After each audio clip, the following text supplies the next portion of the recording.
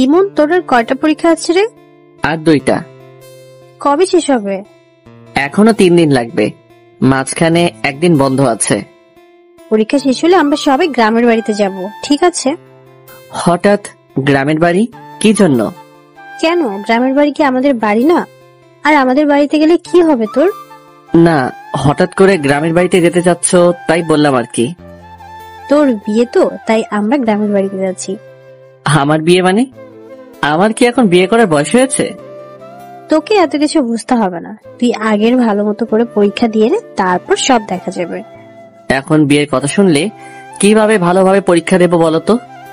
তোমরা মেজাজটাই নষ্ট করে দিলে। ধ্যাত, আর খাবোই না। খাওয়া শেষ হয়ে গেছে, এখন বলছে আর খাবো না। এই পেতনি, চোখের সামনে থেকে সর বলছি। নাস্তা না শেষ করে রুমে চলে আসলাম, এখন বিয়ের কথা শুনে মেজাজটাই নষ্ট হয়ে গেল। ও, আপনাদের তো পরিচয়টাই দেওয়া হয়নি। আমি ইমন, অনার্স 2য় বর্ষে পড়ি।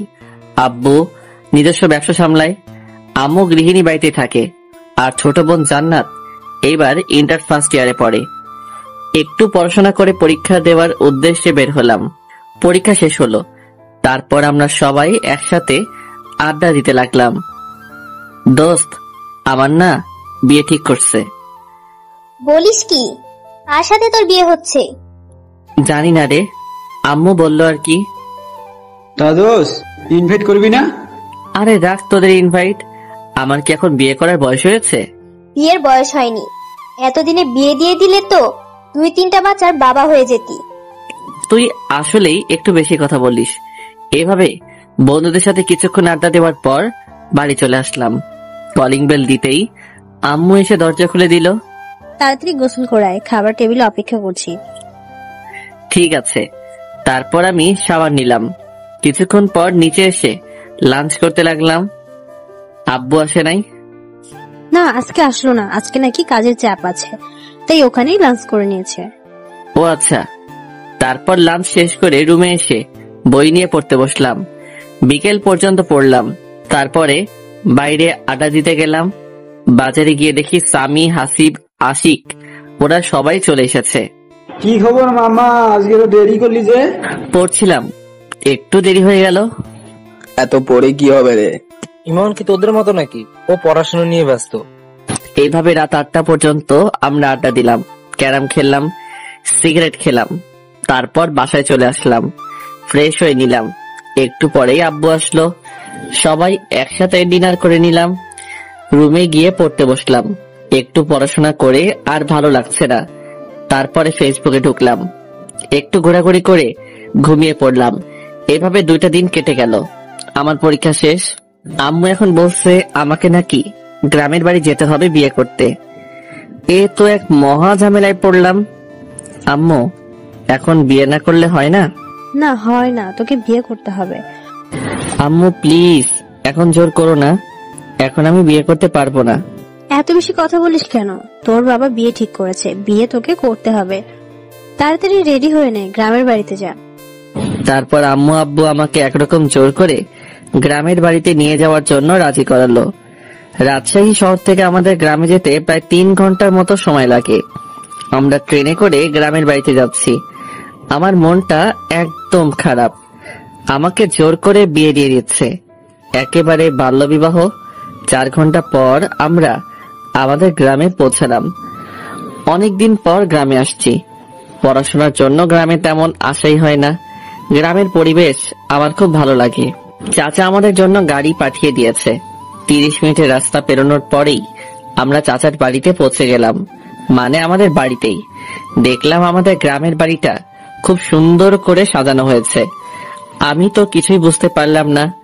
আমি আম্মু আব্বুর পেছনে পেছনে ভিতরে ঢুকলাম। আমার দিকে সবাই এভাবে তাকিয়ে আছে কেন? আর বাড়ি ভর্তি এত আত্মীয় স্বজন কেন এসেছে? আমি আম্মুকে ডাক দিলাম, এসব কি হচ্ছে? আমি তো কিছুই বুঝতে পারছি না। কি বুঝবি তুই?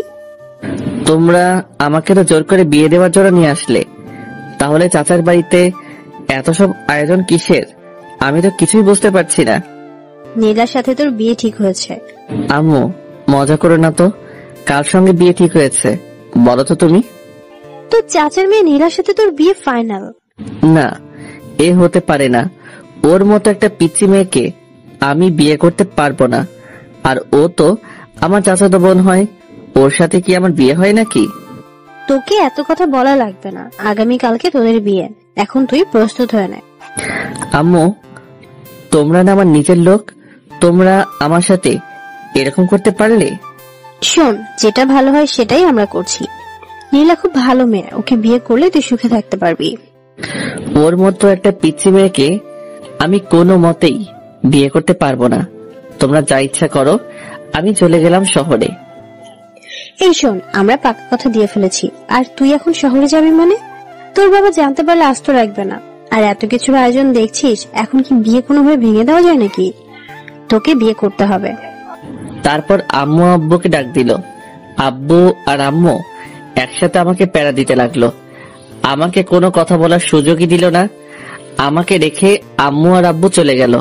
এদিকে চাচার বাড়িতে অনেক মানুষ আমাকে দেখতে আসছে, মনে হয় কখনো দেখেনি।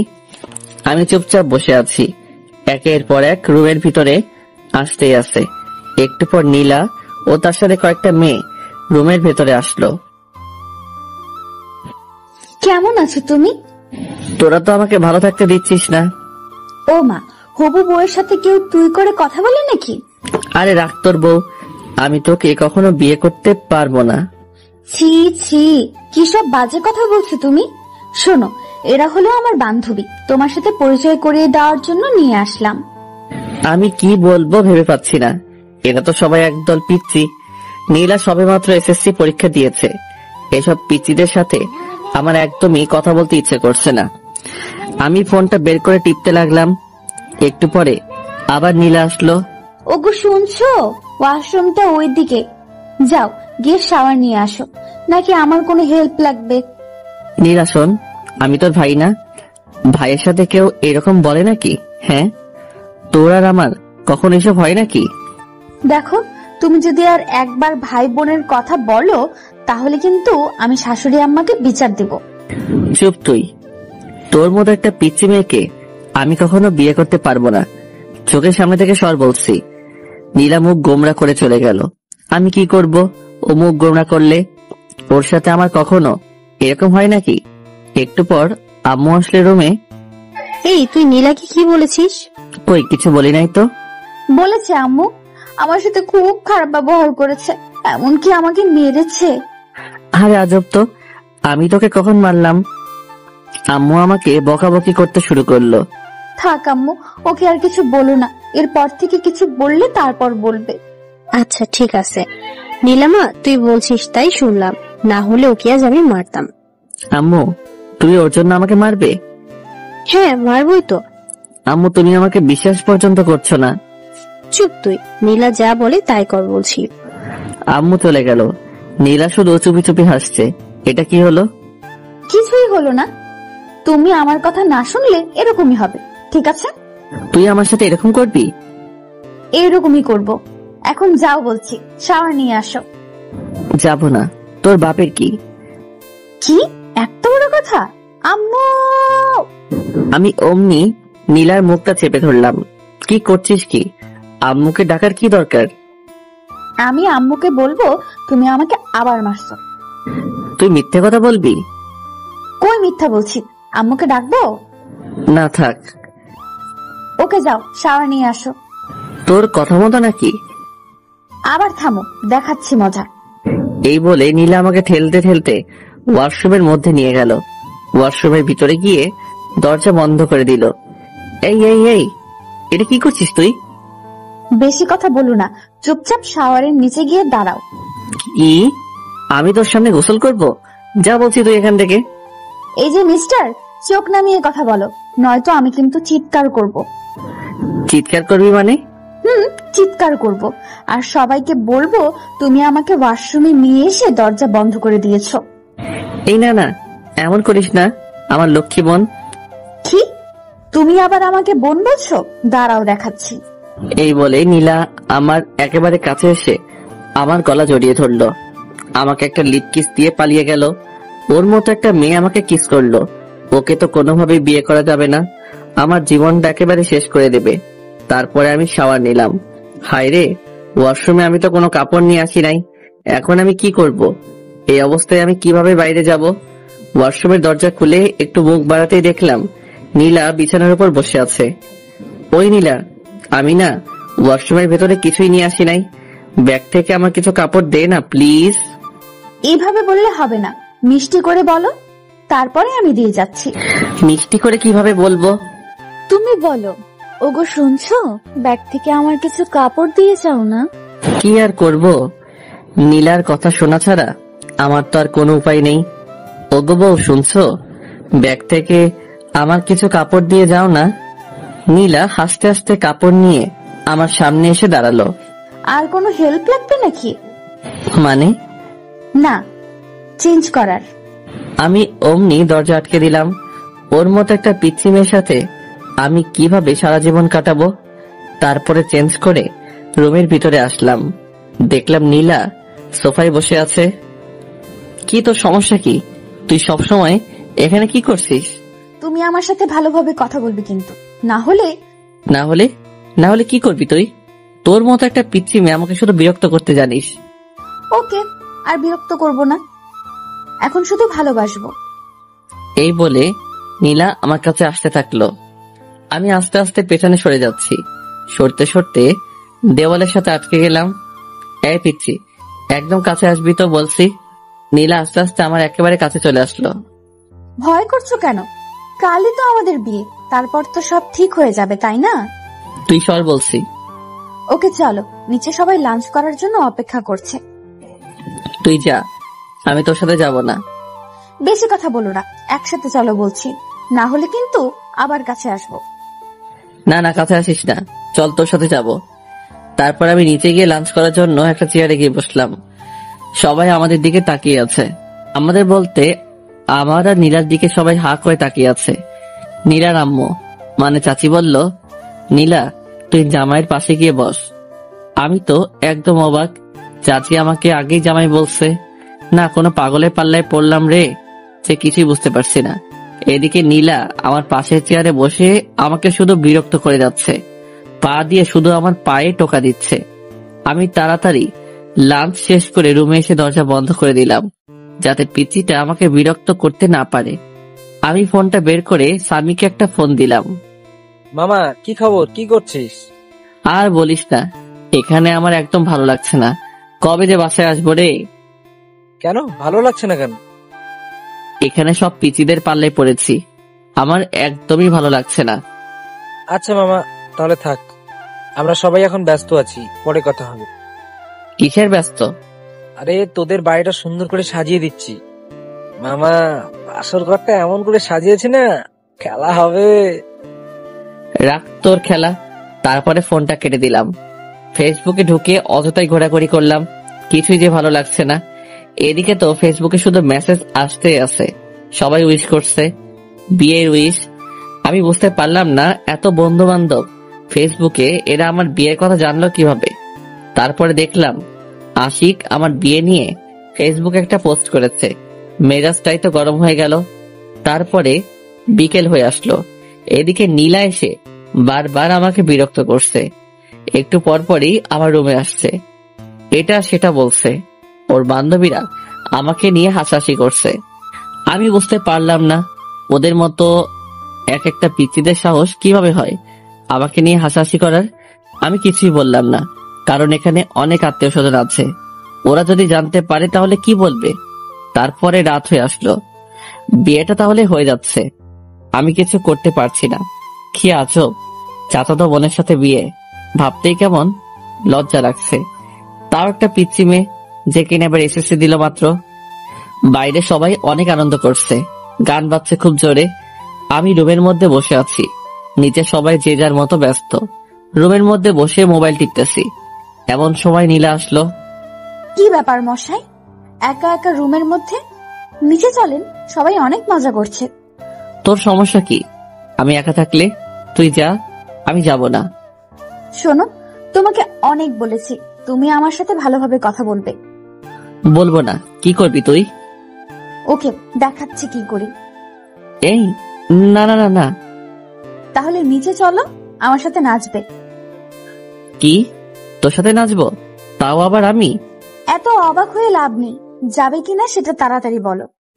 কখনোই যাব না, তুই যা তো। ওকে, দেখাচ্ছি। এই শোন, আমার না এত জোরে আওয়াজ একদম পছন্দ না।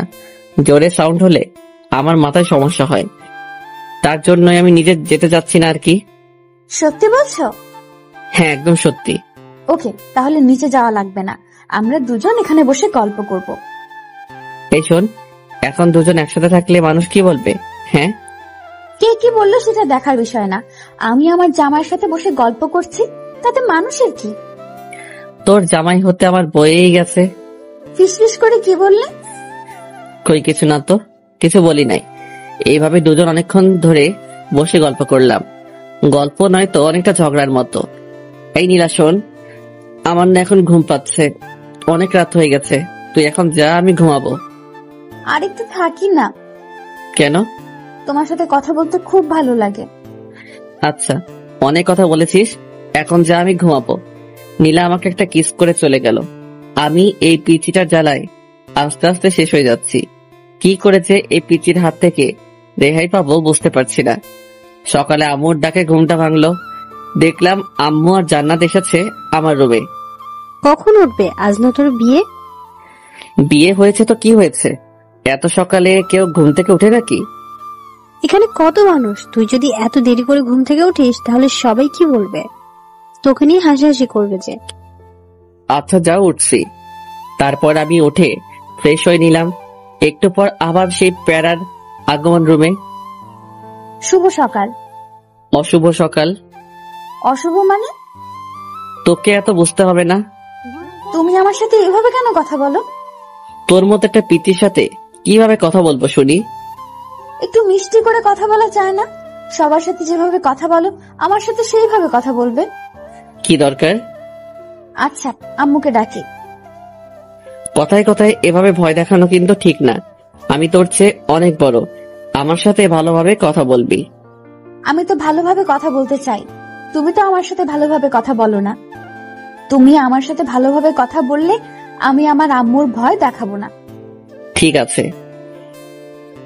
এখন চলো, ব্রেকফাস্ট করবে। তোর সাথে ব্রেকফাস্ট করব না, তুই কালকে আমাকে অনেক জ্বালিয়েছিস। আচ্ছা, আজকে একটুও জ্বালাবো না, চলো তুমি। সত্যি তো? হ্যাঁ সত্যি, চলো। তারপর ব্রেকফাস্ট করে নিলাম। রুমের মধ্যে বসে আছি, ছাদে যাচ্ছি, ফোন টিপছি। এভাবে দুপুর হয়ে আসলো। বিয়ের আয়োজন শুরু হয়ে গেল। আমি একটা সাদা পাঞ্জাবি পরেছি, একেবারে বুড়া বুড়া লাগছে। সাদা পাঞ্জাবি আমি আগে কখনো পরি নাই, আজকে আম্মু অনেক জোরাজোরি করলো তাই পরলাম। আর বিয়েতে নাকি সাদা কাপড় পরতে হয়। একটু পরে কাজী সাহেব বিয়ে পড়াতে শুরু করলো। আমি চুপচাপ বসে আছি, সবাই ছবি তোলা নিয়ে ব্যস্ত। এদিকে শহর থেকে আমার বন্ধু বান্ধব এবং আব্বুর অনেক বন্ধু বান্ধব, অনেকে আমার বিয়েতে। বিয়ের কার্যক্রম একেবারে শেষ, এখন বাড়িতে যাওয়ার পালা। চাচা চাচি নীলাকে আমার হাতে তুলে দিল। তারা অনেক কান্নাকাটি করছে, নীলাও অনেক কান্নাকাটি করছে। আমার তো একটু একটু হাসি পাচ্ছে। যাই হোক, চুপচাপ দাঁড়িয়ে থাকলাম। একটু পর আমরা আমাদের বাড়িতে যাওয়ার জন্য রওনা দিলাম। অনেক দূরের রাস্তা, যেতে যেতে প্রায় সন্ধ্যা পেরিয়ে যাবে। নীলা আমার পাশের সিটে বসে আছে, একটু পর পর আমার দিকে তাকাচ্ছে আর হাসছে।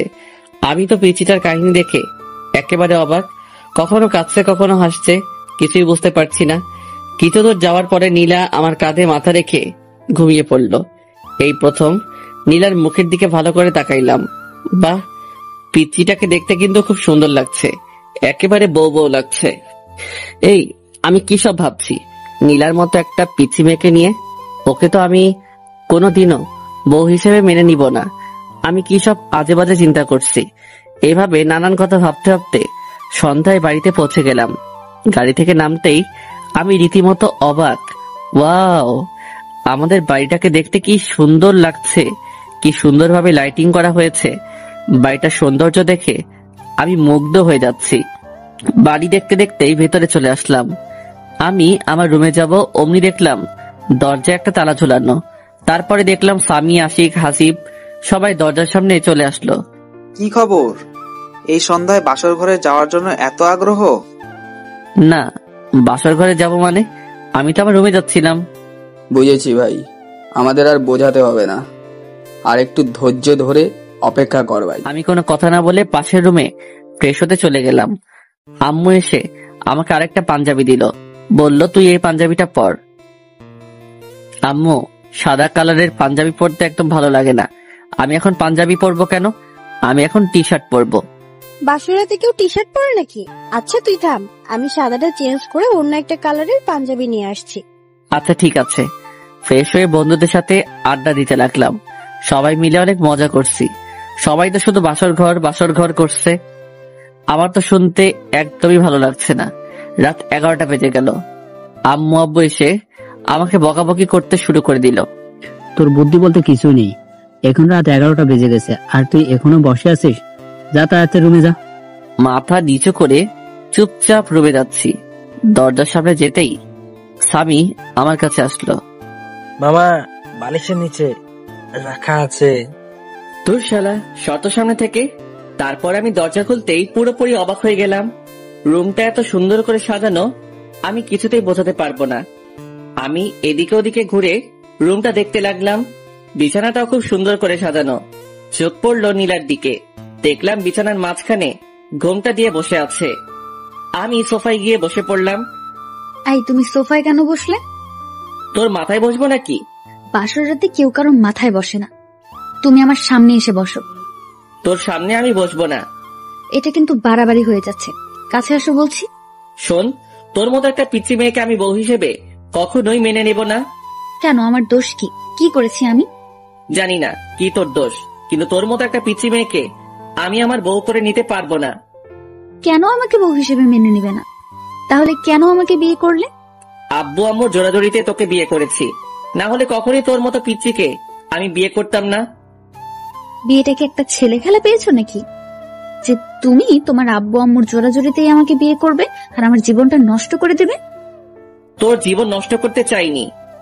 বিয়ে করেছো আর এখন বলছো বউ হিসেবে মানি না? দেখাচ্ছি তোমায়। নীলা বিছানা থেকে নেমে আমার কাছে আসছে। দেখ পিচ্চি, একদম আমার কাছে আসার চেষ্টা করবি না, না হলে কিন্তু খবর আছে। কি করবে তুমি শুনি? মারবো তোকে। আম্মু, আম্মু, তোমার ছেলে আমাকে মারছে। এই পিচ্চি, চিৎকার করছিস কেন? আমি তোকে কখন মারলাম? মারতে চেয়েছো তো নাকি? মারতে চেয়েছি কিন্তু মারি নাই তো। আচ্ছা তোকে মারবো না, এখন আমি ঘুমাবো। আর একটা কথাও বলবি না। ওই বাসর রাতে কেউ ঘুমায় নাকি? আর তুমি বিছানায় চলো। সোফায় কেন বসে আছো? তোর কাছে আমি যাব না, আমার থেকে দূরে থাকবি। কি দূরে থাকবো? দাঁড়াও দেখাচ্ছি। এই বলে নীলা আমার কোলে এসে বসলো। এই পিচ্চি, কি করছিসটা কি? ওঠ বলছি। উঠবো না, আর তুমি এত কথা বলবে না, না হলে কিন্তু আমি চিৎকারও করব, তখন বুঝবে কি হয়। না, চিৎকার করিস না। তারপরে নীলা আমার হাত ধরে আমাকে বিছানায় নিয়ে গেল। তোর সঙ্গে একসাথে ঘুমাতে পারবো না। ঘুমাতে কে বলছে? তাহলে দেখবে। কি দেখবো? এই বলে নীলা আমাকে ধাক্কা দিয়ে বিছানায় ফেলে দিল।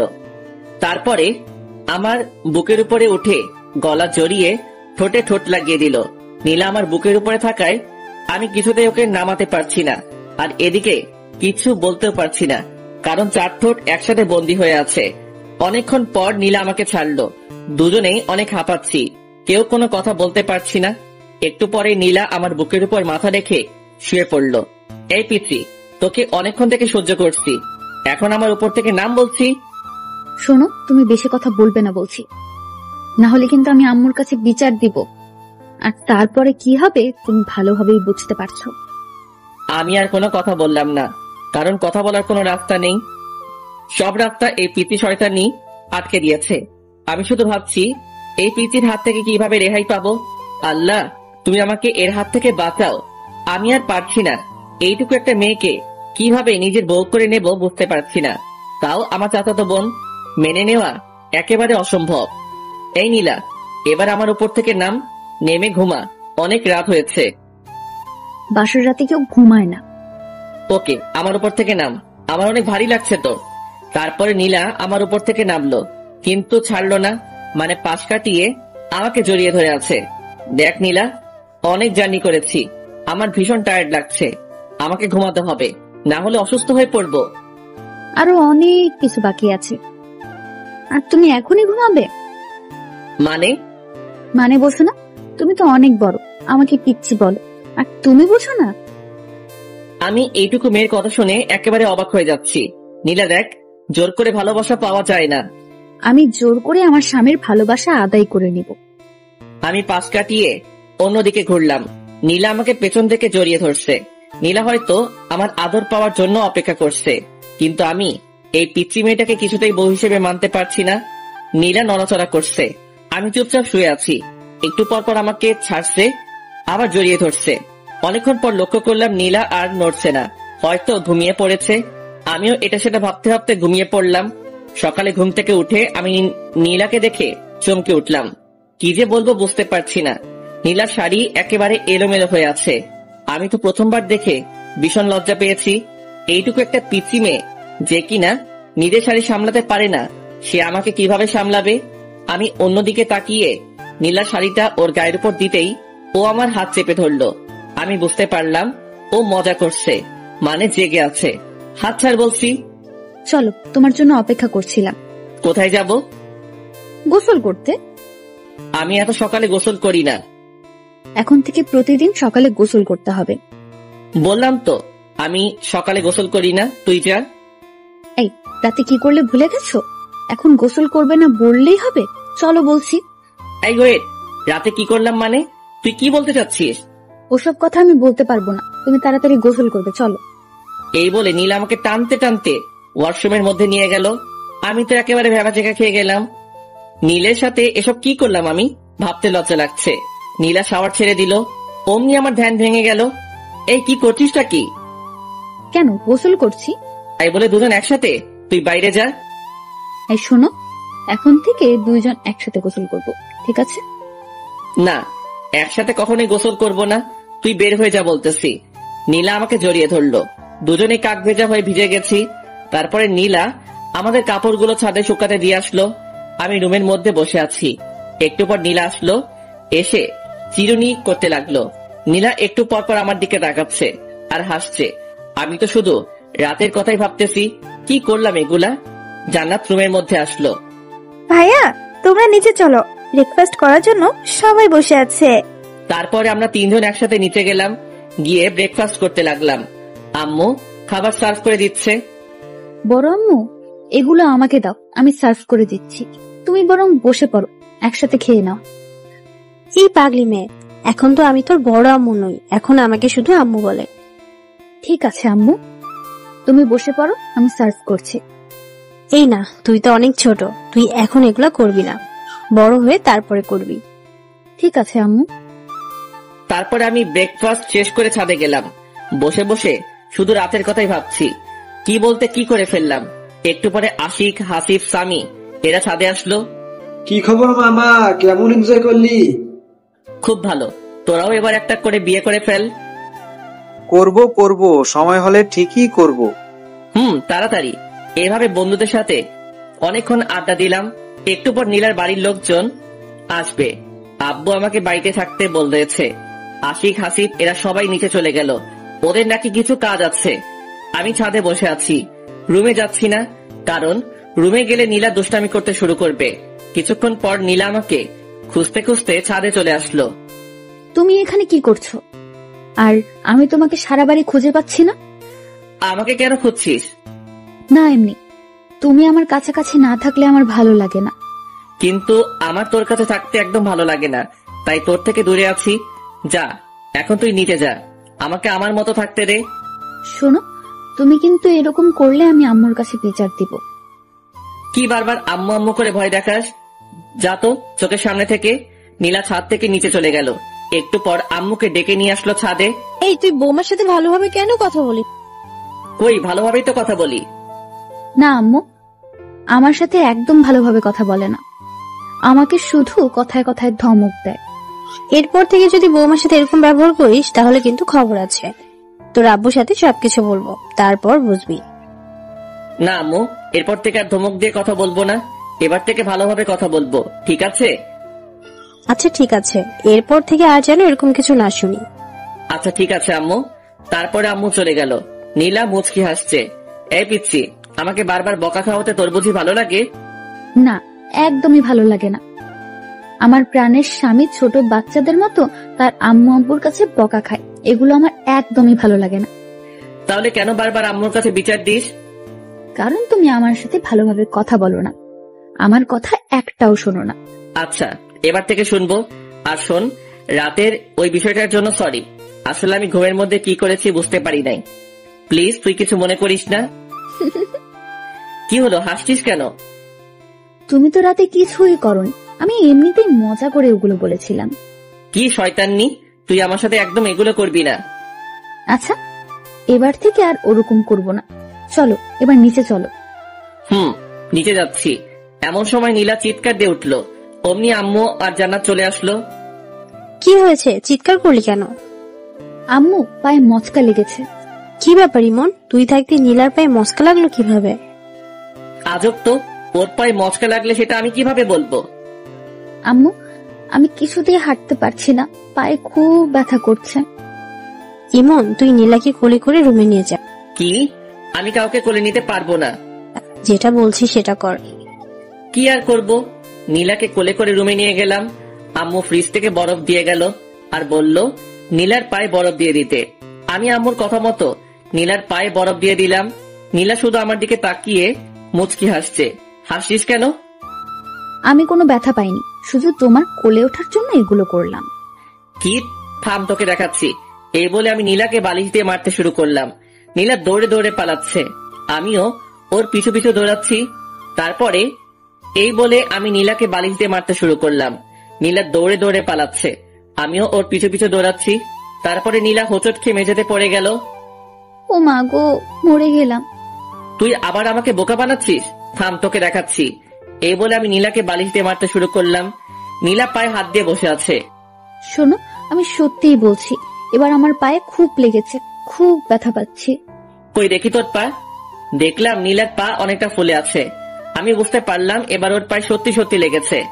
আমি নীলাকে উঠিয়ে বিছানায় শুয়ে দিলাম। তারপর নীলার পায়ে বরফ লাগিয়ে দিলাম।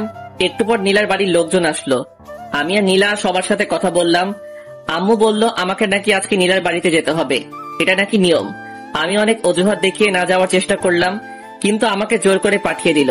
বিকেলের দিকে আমি নীলা আর জান্নাত রওনা দিলাম শ্বশুর বাড়িতে। পৌঁছাতে পৌঁছাতে রাত্রি হয়ে গেল। ওখানে পৌঁছে ফ্রেশ হয়ে ডিনার করে নিলাম। নীলার বাড়িতে এখনো অনেক আত্মীয় স্বজনরা আছে। এখানে এসে জামাই আদর ভালোই পেলাম। রাতে রুমে বসে আছি, এমন সময় নীলা আসলো। এই চলো না, দুজন ছাদে ঘুরে আসি। ভালো লাগছে না, তুই যা। তুমি সবসময় এরকম করো কেন? কি রকম করি? এই যে, আমার একটা কথাও শোনো না। এই রাত্রিবেলা কেউ ছাদে যায় নাকি? আচ্ছা, ছাদে যাওয়া লাগবে না, আমার কাছে আসো। তোর কাছে যাবো মানে? আমার কাছে আসো, আমি তোমাকে আদর করব। এই আমি কি ছোট নাকি যে আমাকে আদর করা লাগবে? আর তোর আদর নেওয়ার ইচ্ছা আমার নেই। ইচ্ছা না থাকলেও নিতে হবে। তুমি আমার স্বামী, আমি সবকিছু করতে পারি। এই বলে নীলা আমার দিকে এগিয়ে আসতে লাগলো। আমি বসা থেকে উঠে দাঁড়ালাম আর আস্তে আস্তে পিছনে সরতে লাগলাম। নীলা আমার কাছে এসে আমাকে জড়িয়ে ধরলো। আমি নীলাকে ছাড়াতে পারছি না। ওর শরীরে হাত দিয়ে আমি ওকে ছাড়াবো কিভাবে? ওকে ছাড়তে বলবো এমন সময় নীলা আমার মুখ বন্ধ করে দিল। এখন শুধু শব্দ করতে পারছি, এর বেশি কিছু বলতে পারছি না। একটু পর নীলা ওর ঠোঁট সরিয়ে নিল আর আমার বুকে মাথা লুকালো। আমাকে খুব শক্ত করে জড়িয়ে ধরলো। তুই আমার ইচ্ছার বিরুদ্ধে এগুলো করতে পারিস না, আমি তোকে বউ হিসেবে মানি না। আস্তে আস্তে সব মেনে নেবে, এখন শুধু আমাকে সহ্য করো। আর বেশি কিছু করতেই পারবে না, আর এর বেশি কিছুই করতে পারবে না। জোর করে ভালোবাসা পাওয়া যায় না। আমি জোর করেই ভালোবাসা আদায় করে নেব। আমার ঘুম পাচ্ছে, আমাকে ছাড়। তুই আজ কোনো ঘুম হবে না, আজ সারা রাত শুধু রোম্যান্স হবে। তুই পিচ্ছি মেয়ে, তুই রোমান্সের কি বুঝিস? অনেক কিছুই বুঝি। আমি নীলার কাছ থেকে ছুটে বিছানায় এসে শুয়ে পড়লাম। নীলা এসে আবারও পাশে শুয়ে পড়লো। আমি নীলার বিপরীত দিকে তাকাইলাম। নীলা আমাকে পেছন থেকে জড়িয়ে ধরলো। আমি বারবার ছাড়তে বললাম, কিন্তু ও ছাড়লো না। আসলে নীলা আমার কোনো কথাই শোনে না, ওর যেটা মন চায় সেটাই করে। নীলা জোর করে আমার মাথা ওর দিকে ঘুরিয়ে নিল। এই কি চাস তুই বলতো? আমার দিকে তাকিয়ে দেখো, আমার কি লাগবে? সেটা তুই কখনোই পাবি না, বৃথা চেষ্টা করিস না, আমাকে ছেড়ে দে। নীলা এবার চোখ বড় বড় করে তাকালো। আমার তো কেমন ভয় লাগছে ওকে দেখে। নীলা এবার আমার চুল ধরে আমার মাথা ওর বুকের মধ্যে জড়িয়ে ধরলো। আমি ছটফট করতে লাগলাম।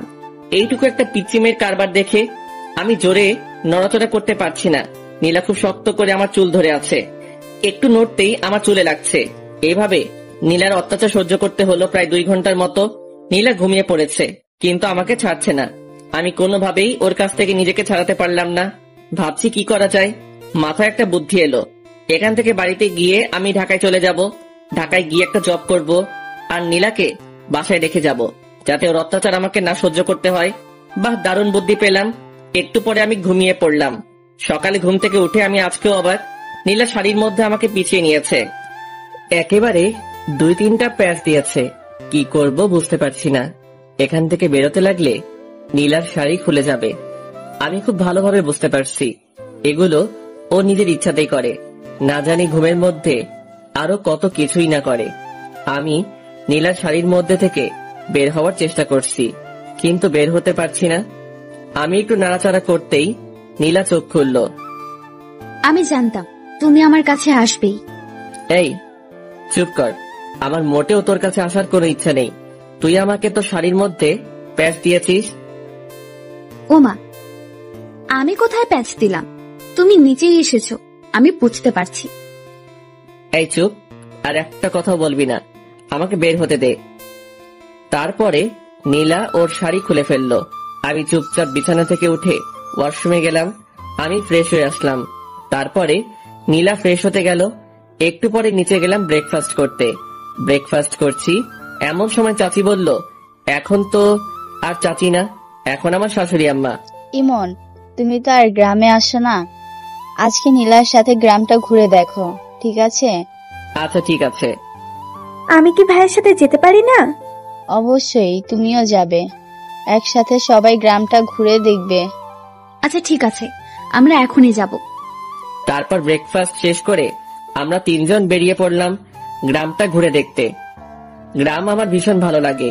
এখানকার পরিবেশটা কত সুন্দর, কোনো শব্দই নেই। গ্রামের পাশে একটা নদী আছে, নদীর পাশ দিয়ে ঘুরে বেড়াচ্ছি। নদীর সৌন্দর্য অনেক, দুপাশে অনেক কাশফুল। এভাবে নীলার অত্যাচার আর সকালে বিকেলে গ্রামের সৌন্দর্য দেখে দেখে 2টা দিন কেটে গেল। আজ সকালে আমরা শহরে যাব। সবাই নিজ নিজ রেডি হচ্ছি। সবার কাছ থেকে বিদায় নিয়ে রওনা দিলাম শহরের উদ্দেশ্যে। আমাদের বাসায় পৌঁছাতে পৌঁছাতে দুপুর পেরিয়ে গেল। বাসায় এসে ফ্রেশ হয়ে নিলাম। আম্মু লাঞ্চ করার জন্য ডাকলো, কিন্তু লাঞ্চ করলাম না, অনেক টায়ার্ড, তাই সরাসরি রুমে গিয়ে ঘুমিয়ে পড়লাম। বিকেলের দিকে ঘুম ভাঙলো। ঘুম ভাঙতে দেখলাম আমার পাশে নীলা ঘুমিয়ে আছে। আমি উঠে ফ্রেশ হয়ে নিলাম। তারপরে বাইক নিয়ে বেরিয়ে পড়লাম। অনেকদিন থেকে বন্ধুদের সাথে আড্ডা দেওয়া হয়নি। আমি বাজারে পৌঁছালাম। বাড়ি থেকে বের হওয়ার সময় সবাইকে ফোন দিয়ে চলে আসতে বলেছি, কিন্তু এখনো কেউই আসেনি। কিছুক্ষণ অপেক্ষা করার পর আশিক আসলো। কি খবর, কেমন আছিস? এই তো ভালো আছি, তুই কেমন আছিস? বিয়ে করে তো আমাদের ভুলে গেলি। আরে না, তোদের সবাইকে খুব মিস করি। ও আচ্ছা, ভাবির কি খবর, কেমন আছে? হ্যাঁ ভালো আছে।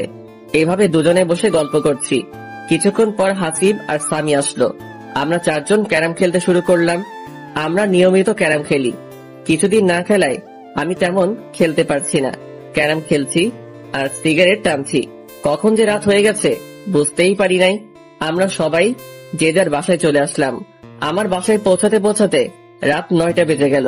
কলিং বেল দিলাম, আম্মু এসে দরজা খুলে দিল। আচ্ছা তোমরা যাও, আমি ফ্রেশ হয়ে আসছি, তারপরে আমি ওয়াশরুমে যাব।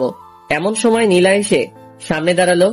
কি সমস্যা তোর, সামনে দাঁড়িয়েছিস কেন? তুমি কোথায় গিয়েছিলে আমাকে না বলে? কোথায় যাব না যাব সেটা কি তোকে বলে যেতে হবে নাকি? আই ওয়েট, তুমি কি খেয়েছো? কি খেয়েছি মানে? তুমি স্মোক করো, সিগারেটের গন্ধ বের হচ্ছে। শর্ত সামনে থেকে। আমি নীলার পাশ কাটিয়ে ওয়াশরুমে গেলাম। তারপরে ফ্রেশ হয়ে নিচে গেলাম ডিনার করতে। দেখলাম আম্মু, আব্বু, জান্নাত, নীলা সবাই বসে আছে আমার জন্য, একসাথে ডিনার করবে। তাই আমি গিয়ে বসে পড়লাম। আম্মু খাবার সার্ভ করতে শুরু করলো। আম্মু, তুমিও বসে পড়ো, আমাদের সাথেই খাবে। আচ্ছা ঠিক আছে, বসছি, তোরা খেতে শুরু কর। আব্বু, আমার কিছু কথা ছিল। হ্যাঁ বলো। আব্বু, আমি এখন জব করব, অনেক তো বসে থাকলাম, এখন একটা কোনো কাজ করি। তাছাড়াও এখন তো বিয়ে করেছি, একটা জব করা দরকার। না, তোকে কোনো জব করতে হবে না। দেখ, ভালো লাগে না। আমার একটা কথাও তোমরা শোনো না। আমি ডিনার না শেষ করে রুমে চলে আসলাম। নীলার কাছ থেকে বাঁচার একটা বুদ্ধি পেলাম। এটাও আব্বু বন্ধ করে দিল। এখন কি করব?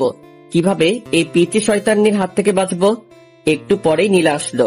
নীলা এসে দরজা লক করে দিল। এই, তোমার সমস্যা কি? কোনো সমস্যা নেই, বলো বলছি। এই শোন, মাথা এমনিতেই গরম হয়ে আছে, আর রাগিয়ে দিস না বলছি। আমি বুঝতে পেরেছি তুমি আমার হাত থেকে বাঁচার জন্য বাইরে জব করতে যেতে চাচ্ছ। একটা কথা শুনে রাখো, আমার হাত থেকে তোমার নিস্তার নেই। তুমি যেখানেই যাও, আমি সব সময় তোমার পাশে থাকবো। তুই আসলেই একটু বেশি কথা বলিস। বেশি দেখছোটা কি? এখন দেখবে। মানে কি বলছিস? মানে তুমি স্মোক করো। এখন আমি সরাসরি আম্মুকে বলে দিব। তুই দেখেছিস আমি স্মোক করি? দেখি নাই, তবে গন্ধ পেয়েছি। এখনই আমি আম্মুকে বলছি। এই বলে নীলা বাইরের দিকে যেতে লাগলো। আমি ওর হাতটা ধরলাম। এই, আম্মুকে বলিস না প্লিজ। এর আগে আম্মু অনেক বকাবকি করেছিল, এমনকি আমাকে চড় মেরেছিল। আচ্ছা, বলবো না। আমার কয়েকটা শর্ত আছে, এগুলো শুনলে আমি আর আম্মুকে বলবো না। কি শর্ত? শর্তগুলো মানতে হবে কিন্তু, না হলে আমি সরাসরি আম্মুর কাছে যাব আর গিয়ে বলবো, আম্মু তোমার ছেলে আমাকে মেরেছে, আমার সাথে খারাপ ব্যবহার করেছে এবং সিগারেট খেয়েছে। আচ্ছা, কি শর্ত বল? আমার সাথে ভালো করে কথা বলতে হবে, মানে তুমি করে কথা বলতে হবে। এসব তুই চলবে না, আমি যা বলবো সেগুলো তোমাকে শুনতে হবে। কখনোই পারবো না। ওকে, তাহলে যাই আম্মুর কাছে, গিয়ে বলি তার ছেলে সিগারেট টানার গল্প। না, বলিস না। তাহলে আমার কথা শুনতে হবে।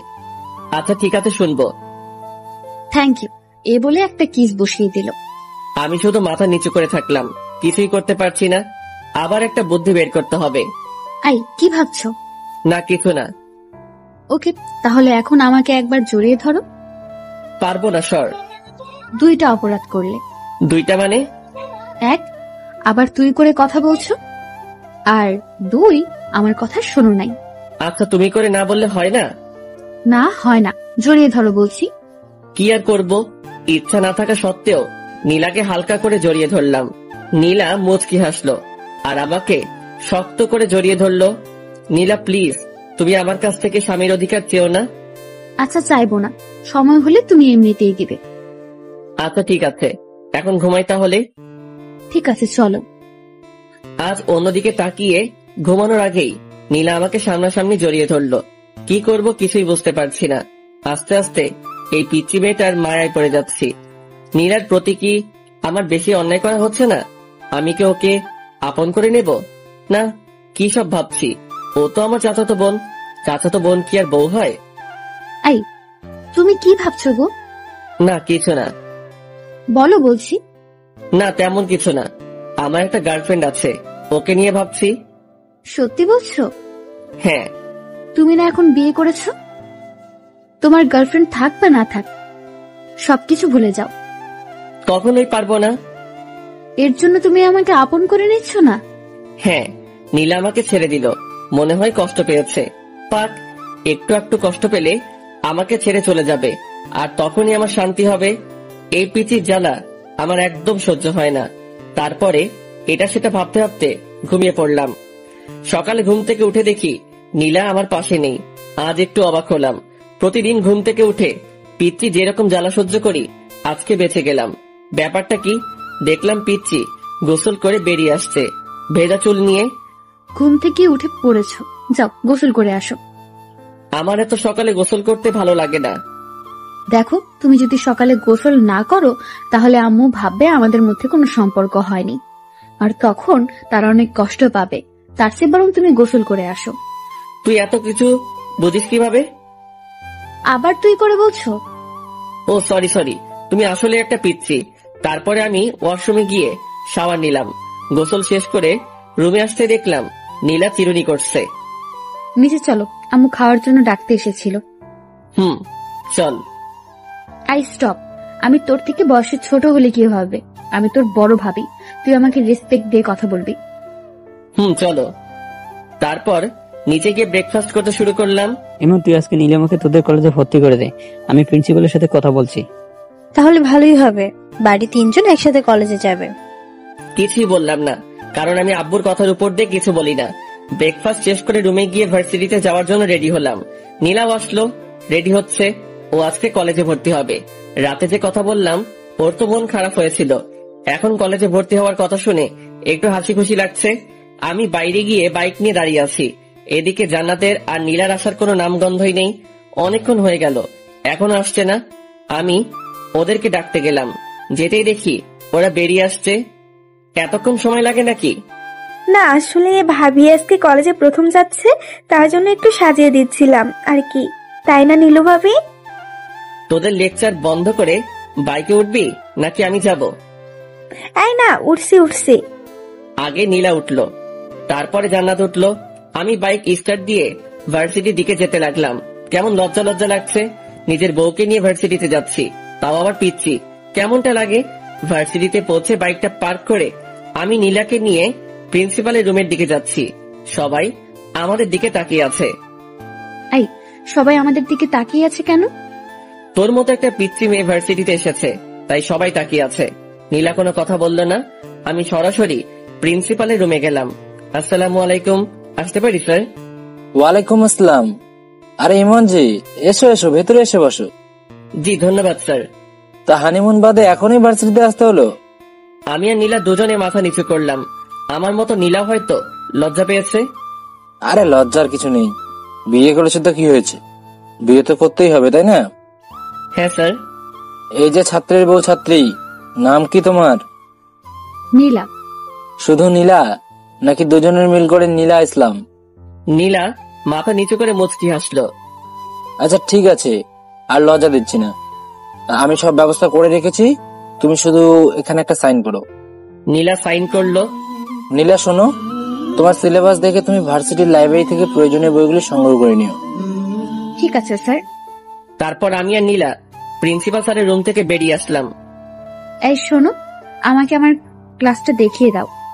ওই দিকে যা। ওই দিকে বললে হবে না, আমাকে পৌঁছে দিয়ে আসো। আমি নীলাকে ওর ক্লাসরুমের দিকে এগিয়ে দিলাম।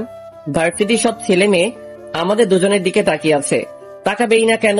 আজ পর্যন্ত আমার পাশে আমার 2-3টা বান্ধবী ছাড়া অন্য কাউকে দেখিনি। আজ হঠাৎ করে আমার পাশে নীলাকে দেখে হয়তো সবাই তাকিয়ে আছে। আমি নীলাকে ওর ক্লাসরুমটা দেখিয়ে দিলাম। তারপরে আমি সরাসরি আমাদের আড্ডা দেওয়ার জায়গায় চলে গেলাম। আমাকে দেখে সবাই চমকে উঠলো। মামা, তুই ভার্সিটিতে? আজব ব্যাপার তো। আমারও তো একই কথা, তুই হঠাৎ ভার্সিটিতে আসলি মানে? কেন, আমার কি ভার্সিটিতে আসা বারণ আছে নাকি? না, বারণ নেই, তবে তুই মাত্র 5 দিন হলো বিয়ে করলি আর আজকে ভার্সিটিতে চলে আসলি। ভাবির সাথে রোমান্স করবি, সেটা না করে হঠাৎ ভার্সিটিতে, তাই আমরা সবাই একটু অবাক হলাম আর কি। তোরা জানিস না, তোদের ছাড়া আমার একদমই ভালো লাগে না, তাই তো ভার্সিটিতে চলে আসলাম। থাক, হয়েছে, এখন বিয়ে করেছিস, আর কদিন পর তো আমাদের চিনতেই পারবি না। এখনই চিনতে পারছি না। তা ভাবি কোথায়? পড়াশোনা করতে হবে না? হ্যাঁ, পড়াশোনা তো করাতেই হবে। আজকে তো ইন্টার ফার্স্ট ইয়ারে ভর্তি করে দিলাম। কোন কলেজে মামা? এই ইমনের বউ, ইমন যে কলেজে ইচ্ছা ভর্তি করে দেবে, তোর এত জানার দরকার কি? না, ভাবিকে দেখে শুনে রাখার দায়িত্ব তো আমাদের সবারই, তাই না? তোকে এত দায়িত্ব বহন করা লাগবে না, এখন নিজের জন্য কাউকে খোঁজে নে। আমার ভাগ্যে মনে হয় কেউ নেই। আমরা সবাই এভাবে কিছুক্ষণ আড্ডা দেওয়ার পর ক্লাস করতে গেলাম। 2টা ক্লাস করলাম, আর ভালো লাগছে না। তারপরে আমি, আশিক, হাসিব, সামি 4 জন গেলাম বাজারের দিকে। বাজারে গিয়ে ক্যারাম খেললাম, ধোয়া ছাড়লাম, আর কিছুক্ষণ আড্ডা দিলাম। একটু পরে ফোনটা বেজে উঠলো। ফোন বের করে দেখলাম জান্নাত ফোন দিয়েছে। হ্যালো ভাইয়া, তুমি কোথায়? তাড়াতাড়ি ভার্সিটির দিকে আসো, ভার্সিটি বন্ধ হয়ে গেছে, ভাবিকে কোথাও খুঁজে পাচ্ছি না। আচ্ছা ঠিক আছে, আমি এক্ষুনি আসছি। তোরা থাক, আমার একটু কাজ আছে, আমি যাচ্ছি। তারপর আমি বাইকে স্টার্ট দিয়ে ভার্সিটির দিকে গেলাম। ভার্সিটিতে পৌঁছে দেখলাম জান্নাত বাইরে দাঁড়িয়ে আছে। নীলা কোথায়? ভার্সিটি বন্ধ হওয়ার পর সবাই যখন চলে যাচ্ছিল, আমি তখন অনেক খোঁজাখুঁজি করেছি, কিন্তু নীলা ভাবিকে কোথাও পাইনি। এত ছাত্রছাত্রীর ভিড়ে আমি ভাবিকে কোথায় খুঁজবো? আচ্ছা তুই কোনো চিন্তা করিস না, আমি খুঁজে বের করছি। তুই একটা রিক্সা নিয়ে বাসায় চলে যা। আচ্ছা ঠিক আছে ভাইয়া, ভাবিকে খুঁজে পেলে আমাকে ফোন করে জানিয়ে দিও। আচ্ছা ঠিক আছে। আমার তো মাথায় কোনো কাজ করছে না, আমি কোথায় খুঁজবো নীলাকে? বাড়িতে আম্মু আব্বু যদি জানতে পারে তাহলে আমাকে তো আস্ত রাখবে না। কোথায় গেল এইটুকু পিচ্চি মেয়েটা? ও তো গ্রামের মেয়ে, শহরের কিছুই ভালোভাবে চিনে না। এখন আমি কোথায় খুঁজবো নীলাকে? চিন্তায় আমার হাত পা ঠান্ডা হয়ে যাচ্ছে। ভার্সিটির এদিক ওদিকে একটু খোঁজাখুঁজি করলাম, কিন্তু নীলাকে দেখতে পেলাম না। আজ নীলার যদি একটা কিছু হয়ে যায় তাহলে আমি নিজেকে ক্ষমা করব কিভাবে? ভীষণ দুশ্চিন্তা হচ্ছে। কি করব আমি? কোন দিকে যাব? ফোনটা বেজে উঠলো, বের করে দেখলাম জান্নাত ফোন দিয়েছে। হ্যালো ভাইয়া, তুমি বাসায় চলে এসো, ভাবি চলে এসেছে। আচ্ছা ঠিক আছে, আসছি। যাক, এতক্ষণ একটা স্বস্তির নিঃশ্বাস ফেললাম। এই পিচ্চি মেয়েটার জন্য কতই না চিন্তা হচ্ছিল। আজকের মতো বেঁচে গেছি, এরপর থেকে আর এমন ভুল করা যাবে না। আমি বাইকটা স্টার্ট করে রওনা দিলাম বাসার উদ্দেশ্যে। বাসায় পৌঁছাতে পৌঁছাতে 2টা বেজে গেল। কলিং বেল দিতেই জান্নাত এসে দরজা খুলে দিল। ভাইয়া, আম্মু খুব রেগে আছে কিন্তু। আমি ভেতরে চলে আসলাম। আম্মু সরাসরি আমার কাছে এসে আমার গালে একটা কষে থাপ্পড় বসিয়ে দিল। আমি চুপচাপ মাথা নিচু করে ফেললাম। এরকম থাপ্পড় আমি মাঝে মধ্যে খাই, ব্যাপার না। তোর জ্ঞান বুদ্ধি কিছু আছে? এইটুকু একটা মেয়েকে ছেড়ে কোথায় গিয়েছিলি? ওর যদি কিছু একটা হতো তাহলে কি করতি তুই?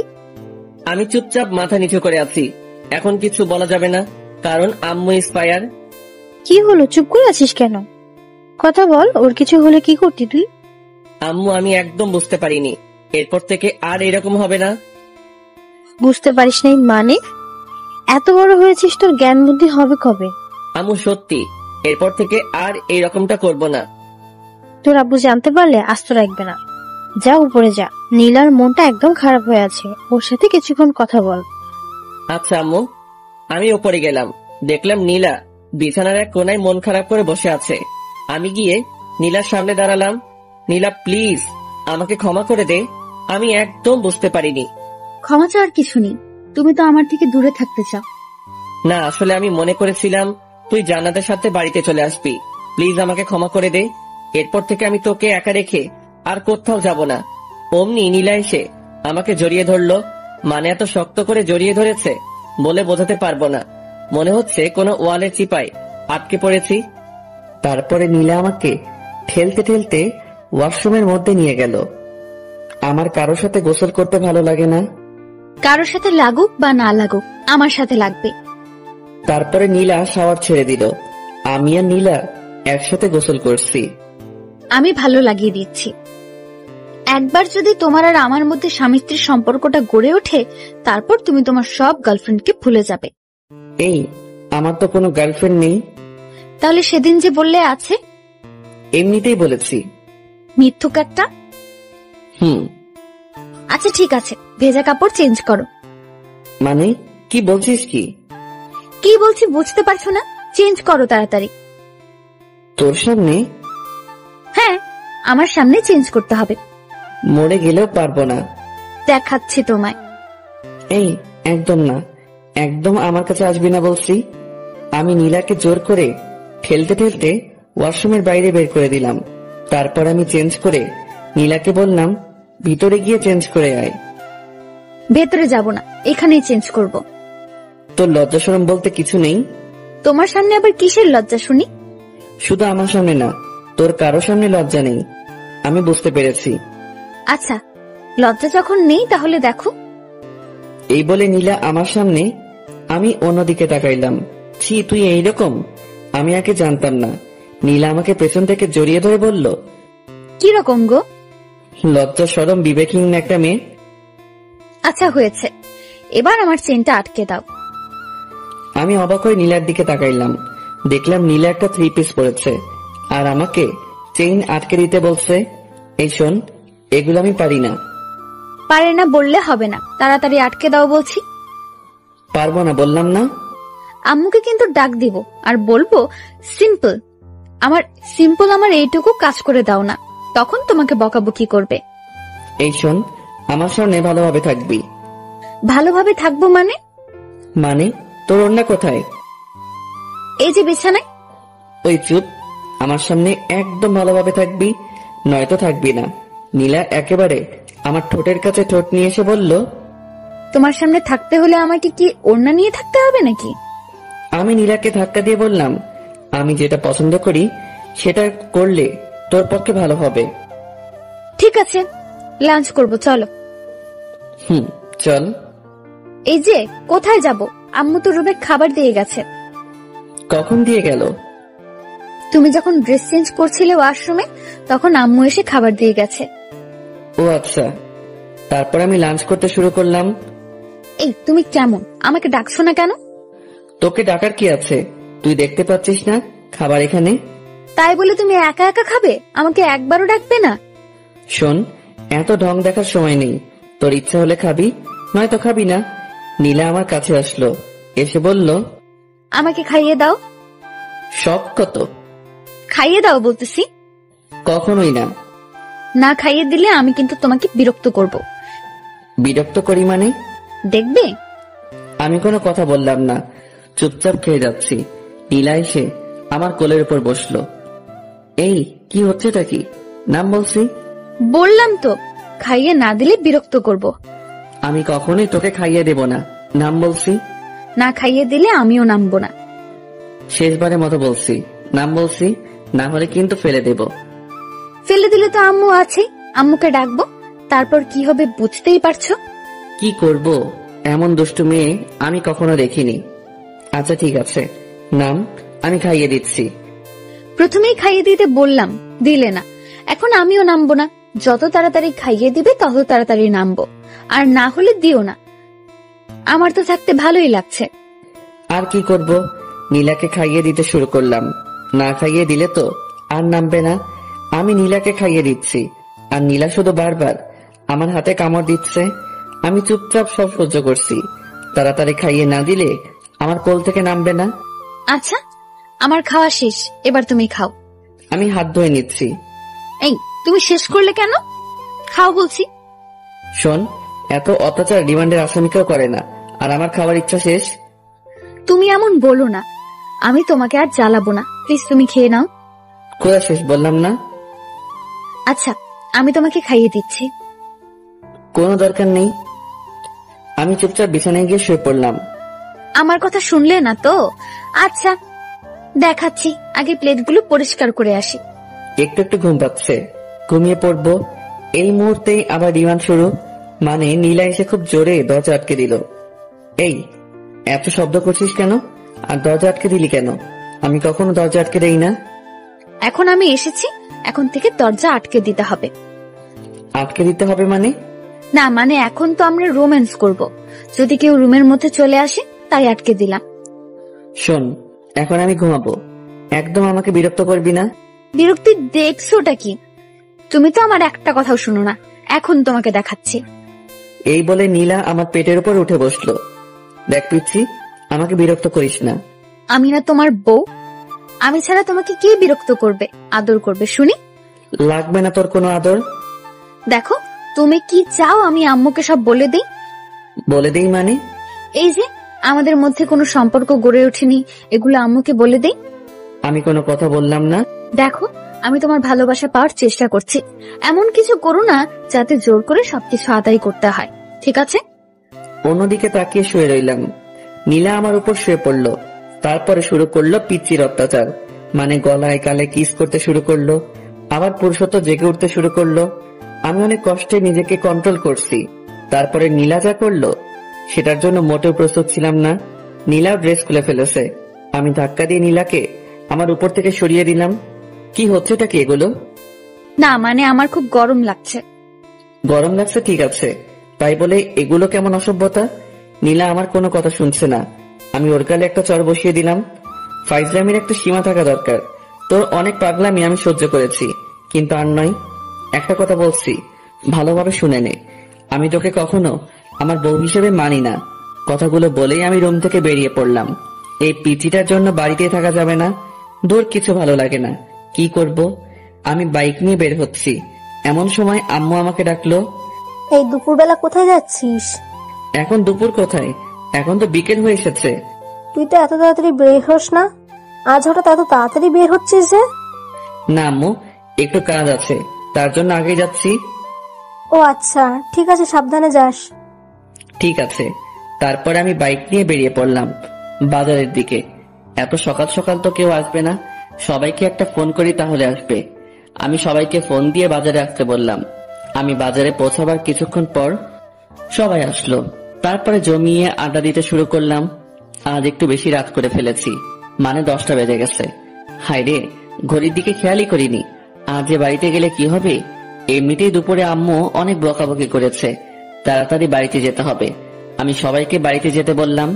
সবাই নিজ নিজ বাড়িতে চলে যাচ্ছি। বাড়িতে পৌঁছাতে আমার 10:30 বেজে গেছে। অনেক ভয়ে ভয়ে কলিং বেল দিলাম। আম্মু এসে দরজা খুলে দিল। আম্মু সরাসরি আমার কান ধরলো। এই বিলাই, কয়টা বাজে এখন? 10:30 আম্মু। খুব তো বড় গলায় বলেছিস 10:30। তোকে না আমি 9টার মধ্যে বাড়ি আসতে বলেছি? আসলে আব্বু, আজকে একটু আশিকের বাসায় ছিলাম, তাই আস্তে আস্তে একটু দেরি হয়ে গেছে। আচ্ছা হয়েছে, যা ফ্রেশ হয়ে আয়, ডিনার করবি। ঠিক আছে আব্বু, আজকের মতো মিথ্যা বলে বেঁচে গেলাম। তারপরে আমি ফ্রেশ হয়ে ডিনার করতে আসলাম। এ কি, তুই একা আসলি যে? নীলাকে ডেকে আনলি না? আমি মনে করেছি ও নিচে আছে। আচ্ছা, ডেকে আনছি। নীলাকে ডাকতে গেলাম। রুমের মধ্যে তো নীলাকে খুঁজে পাচ্ছি না। কোথায় গেল মেয়েটা? ওয়াশরুমে খুঁজলাম, নেই। তারপরে বেলকনিতে গেলাম, দেখলাম নীলা দাঁড়িয়ে আছে। নিচে চলো, আম্মু ডাকছে। আমার ক্ষুধা লাগেনি, আমি খাবো না। খাওয়ার জন্য নয়, তোকে ডাকছে। এই বলে আমি চলে আসলাম। নীলাও আমার পিছু পিছু আসলো। আম্মু, তুমি আমাকে ডেকেছো? অনেক রাত হয়েছে, আয় খেয়ে নে। আম্মু, আমার একদম ক্ষুধা লাগেনি। ক্ষুধা লাগেনি মানে? কি হয়েছে মা, বলতো? কই আম্মু, কিছু হয়নি তো। তোর মন খারাপ লাগছে? কি হয়েছে মা, আমাকে বল। না আম্মু, আমার কিছুই হয়নি, এমনিতেই ভালো লাগছে না। এদিকে আয় তো মা। আম্মু নীলাকে খাইয়ে দিতে শুরু করলো। আমি আর জান্নাত হা করে তাকিয়ে থাকলাম। না, হা করে তাকিয়ে থাকলে হবে না। দুপুরে একবার পিচিটার জন্য খেতে পারি নাই, এখন আমাকে খেতে হবে। অনেক ক্ষুধা লাগছে। ইমন শোন, কালকে বিকালে নীলাকে নিয়ে গিয়ে একটা ফোন কিনে দিস। ওর তো বাড়িতে কথা বলতে লাগে, আর ও তোকে ফোন দিয়ে তাড়াতাড়ি বাড়ি আসতে বলবে। তোকে তো ফোন না করলে তুই প্রত্যেক দিনই রাত 10টা বাজিয়ে দিস। ঠিক আছে আব্বু। তোর আম্মুর কাছ থেকে টাকা নিয়ে যাস। আচ্ছা। তারপরে আমি ডিনার শেষ করে রুমে গেলাম। একটু পর নীলা আসলো। নীলা এসে দরজা লক করে দিল। আমি নীলার দিকে তাকাইলাম, কিন্তু ও আমার দিকে তাকালো না। সোজাসুজি বিছানায় এসে অন্যদিকে ঘুরে শুয়ে পড়লো। আমার উপর অভিমান করে আছে হয়তো। তখন ওর গায়ে হাত তোলাটা ঠিক হয়নি। ওকে একবার সরি বলে দেখি। নীলা শোন। নীলা আমার দিকে ঘুরলো, কিন্তু তাকালো না। কিছু বলবে? না, মানে দুপুরে তোর সাথে একটু বাড়াবাড়ি করা হয়ে গেছে, প্লিজ ক্ষমা করে দে। তুমি বাড়াবাড়ির কিছুই করনি, যা করেছো একদম ঠিক করেছো। নীলা প্লিজ এভাবে বলিস না, আমাকে ক্ষমা করে দে। না, ক্ষমার কিছুই নেই। আমারই তো সব দোষ। আমার কপালে তো স্বামীর ভালোবাসা নেই, আছে শুধু চট থাপ্পড়, এগুলোই। আমার উচিত হয়নি জোর করে তোমার ভালোবাসা নেওয়াটা। পিচিটার কথায় কেমন যেন মায়া আছে। ওর কথা শুনে আমি বারবার মায়ায় পড়ে যাই। আমি কি বলবো ভেবে পাচ্ছি না। আমাকে কথা বলার সব রাস্তায় পিচিটা বন্ধ করে দিল। আমি শুয়ে পড়লাম। একটু পরপর নীলার দিকে তাকাচ্ছি, কিন্তু ও আমার দিকে তাকাচ্ছে না। যে মেয়েটা সব সময় জড়িয়ে ধরতো, এটা করতো ওটা করতো, আর আজকে চুপচাপ শুয়ে আছে, ভাবা যায়। কিছুক্ষণ পর আমি ঘুমিয়ে পড়লাম। সকালে ঘুম ভাঙতে ভারী কিছু অনুভব করলাম। চোখ খুলে দেখলাম নীলা আমার বুকের উপরে উঠে ঘুমাচ্ছে। আমি বারবার অবাক হয়ে যাই। ঘুমের মধ্যে এই পিচি মেয়েটা কি নাইবা করে ভেবে পাই না। নীলা ঘুমাচ্ছে, তাই আমি আর ওকে নামিয়ে দিলাম না। আমিও চোখ বন্ধ করে শুয়ে রইলাম। কিছুক্ষণ পর নীলার নড়াচড়া অনুভব করলাম। নীলার হয়তো ঘুমটা ভেঙে গেছে। নীলা আমাকে কয়েকটা কিস করে উঠে গেল। কি মেয়ে বাবা, কাল রাতে অভিমান করে আমার কাছে আসলো না, আবার আমি ঘুমানোর পর আমার বুকে আরো যে কিসব করে, এগুলো তো বলতে পারছি না। আমি কিছুক্ষণ পর উঠে শাওয়ার নিলাম। তারপর রুমে এসে একটু পড়তে বসলাম। অনেকক্ষণ পর নীলা এসে বলল, ব্রেকফাস্ট করবে চলো, আর কলেজে যাওয়ার সময় হয়ে গেছে। আমি নীলার পিছু পিছু ব্রেকফাস্ট করতে গেলাম। ব্রেকফাস্ট শেষ করে রুমে এসে ভার্সিটিতে যাওয়ার জন্য রেডি হচ্ছি। নীলাও এসে রেডি হচ্ছে, ও তো কলেজে যাবে। কিরে, অভিমান কমেনি? না, কমেনি। কিভাবে কমবে? একটা কিস করতে দিলে কমবে। একটাই তো। আচ্ছা ঠিক আছে, একটার বেশি করবি না কিন্তু। আমার কথা শেষ না করতেই নীলা আমার কাছে এসে রেডি। তুমি একটু বিছানায় বসো, না হলে কিস করে শান্তি পাবো না। আমি বিছানায় বসলাম। একটার বেশি করবি না কিন্তু। নীলা আমার দিকে এগোতে থাকলো। আমি চোখ নিচু করলাম। মুহূর্তের মধ্যে নীলার ঠোঁট আমার ঠোঁটের সাথে মিশিয়ে দিল। আমি প্রথমে একটু ছাড়ানোর চেষ্টা করলাম, তারপরে নীলা আমার গলা জড়িয়ে ধরলো। কয়েকবার নিঃশ্বাস নিয়ে পুরো 5 থেকে 6 মিনিট আমার ঠোঁট দুটো নীলার আয়ত্তে ছিল। এটা কি করলি? কেন, একটা কিস করতে বললে তাই একটাই করলাম। তাই বলে এতক্ষণ? সর, এমনিতেই ব্রাশ করস নাই, তার উপর আবার কিস। তাড়াতাড়ি রেডি হবি, নয়তো তোকে রেখে ভার্সিটিতে চলে যাব। এই না না, আর একটু ওয়েট করো প্লিজ। এত সময় লাগে নাকি? এত কোথায়, এক্ষুনি তো রেডি হতে শুরু করলাম। তুমি তো একটু হেল্প করলেও পারো। পারি না, আমি নিচে আছি, তুই তাড়াতাড়ি আসবি কিন্তু। নিচে গিয়ে অপেক্ষা করছি। এদিকে জান্নাতেরও আসার কোনো নামগন্ধ নেই। এদের দুজনের জন্য আমার মেজাজটাই নষ্ট হয়ে যায়। এতক্ষণ লাগে নাকি রেডি হতে? কিছুক্ষণ পর নীলা আর জান্নাত আসলো। এ কি, তুই এখনো রেডি হস নাই কেন? আমি আজকে যাব না ভাইয়া। কেন, সমস্যা কি? না, সমস্যা নেই। আজকে আমার কোনো বান্ধবী আসবে না, ফোন করেছিল, তাই আমিও যাব না। আচ্ছা ঠিক আছে। আমি বাইক বের করে স্টার্ট দিলাম। নীলাকে বসতে বললাম। নীলা উঠে বসলো। বসার সাথে সাথে আমাকে জড়িয়ে ধরলো। এই কি হচ্ছে এইসব? পরে যাবো যে, তাই ধরলাম। পরে যাবি, ঠিক আছে। তাই বলে এভাবে ধরতে হবে নাকি? আমি তো পিচ্ছি একটা মেয়ে, এভাবে না ধরলে পড়ে যাব। তুমি চুপচাপ বাইক চালাও তো। তারপরে আমরা দুজন ভার্সিটিতে যেতে লাগলাম। রাস্তার সব মানুষজন আমাদের দিকে তাকাচ্ছে। আমি বাইক থামিয়ে হেলমেট পরলাম। তারপরে আবার যেতে শুরু করলাম। এই হঠাৎ হেলমেট পরলে যে? তুই যেভাবে জড়িয়ে রয়েছিস, মান সম্মান তো আর রাখবি না, তাই হেলমেট পরলাম, যাতে কেউ চিনতে না পারে। আমি আমার স্বামীকে জড়িয়ে ধরেছি, তাতে মানুষের কি? আমি কোনো কথা বললাম না, সোজাসুজি ভার্সিটির দিকে যেতে থাকলাম। আর এদিকে নীলা একটার পর একটা বকবক করেই যাচ্ছে। কিছুক্ষণ পর আমরা ভার্সিটিতে পৌঁছালাম। বাইক পার্ক করতে সবাই আমার দিকে অবাক দৃষ্টিতে তাকিয়ে আছে। পাশে সামি, আশিক, হাসিব, নাদিয়া, মিম, এরা সবাই ছিল। আমাদের দুজনকে দেখে ওরা একেবারে আমাদের কাছে চলে আসলো। মামা, একেবারে হিরো হিরোইনরা যেভাবে আসে ঠিক সেইভাবেই যে আসছিস ভার্সিটিতে। তাই নাকি? হিরো হিরোইন বানিয়ে দিলি? কেমন আছেন ভাবি? আলহামদুলিল্লাহ ভালো, আপনি? আমাদের আর ভালো থাকা। কেন ভাইয়া, কি হয়েছে? তুমি অত বুঝবে না, বড় হও। ও আচ্ছা। তুই এখন ক্লাসে যা। মা, তুই তো তোর বউয়ের সাথে তুই করে কথা বলিস, এটা কেমন অভ্যাস? তোকে এত বুঝতে হবে না, ও একটা পিতৃ। ওকে আমি যা বলবো ওকে তাই শুনতে হবে। এদিকে নীলা আমাকে আম্মুর ভয় দেখায়, আমাকেই ওর সব কথা শুনতে হয়। তাই বলে তুই তোর বউয়ের সাথে এইভাবে কথা বলতে পারিস না? চুপ থাক তুই। এই চল, প্রথম ক্লাস মিস করা যাবে না, প্রথমবার ক্লাস করছি, চল সবাই। আচ্ছা ঠিক আছে, চল। তারপর আমরা সবাই ক্লাস করতে গেলাম। নীলাও গেল ক্লাস করতে। আমরা 2টা ক্লাস করে বাইরে এসে আড্ডা দিচ্ছি, আর নীলা ওদিকে ক্লাস করেই যাচ্ছে। চল বাজারের দিকে যাই, সিগারেট না খেয়ে মাথাটা কেমন চক্কর দিচ্ছে। তোরা না কোনো দিনও ভালো হবি না, বুঝলি? এই, আমি ভালো হয়ে গেছি। তুই ভালো হবি এটাও আমাকে বিশ্বাস করতে হবে। বিশ্বাস অবিশ্বাস তোর কাছে। আমি তো বাজারে যাব না, আর সিগারেটও খাবো না। হতেই পারে বিয়ের পরে তুই সিগারেট খাওয়া ছেড়েই দিতে পারিস, বউয়ের শাসন বলে কথা না রে। বউয়ের শাসন মানে? ওর মতো একটা পিচ্চি মেয়ে আমাকে শাসন করবে? তুই এটা কিভাবে বলতে পারলি? না, হঠাৎ সিগারেট খাওয়া ছেড়ে দিলি তো, তাই আর বললাম। ওই তুই না কাল রাতে আমাদের সাথে সিগারেট খাইলি? শালা দিলি তো সব শেষ করে। আমি এদেরকে কোন রকম বিশ্বাস করাচ্ছি যে আমি আর খাই না, আর তুই জল ঢেলে দিলি। আমি জানতাম ইমন কোনোদিনও সিগারেট খাওয়া ছাড়বে না, তাই কোনোদিনও ভালো হবি না তুই, কুত্তা। কি আমাকে কুত্তা বললি? থাম, তোকে দেখাচ্ছি। এই বলে আমি নাদিয়াকে মারতে শুরু করলাম। ওর নরম গালে আস্তে আস্তে চর বসাতে ভালোই লাগে। দিদি তো মেকআপটা নষ্ট করে, যা সর এখান থেকে। আচ্ছা, তোর 2-3 ইঞ্চি মেকআপ আমি ঠিক করে দিচ্ছি, ওয়েট। আমি হাত দিয়ে ঘষে নাদিয়ার মুখ একেবারে এলোমেলো করে দিলাম। একটু সাইডে লক্ষ্য করলাম, দেখলাম নীলা চোখ বড় বড় করে দাঁড়িয়ে আছে। কি রে, তোর ক্লাস শেষ? বাড়িতে চলো। আচ্ছা ঠিক আছে, চল। তারপরে আমরা সবাই নিজ নিজ বাড়িতে যেতে লাগলাম। নীলা দেখছি এবার আমাকে একটু টাচ করছে না। আবার কি হলো?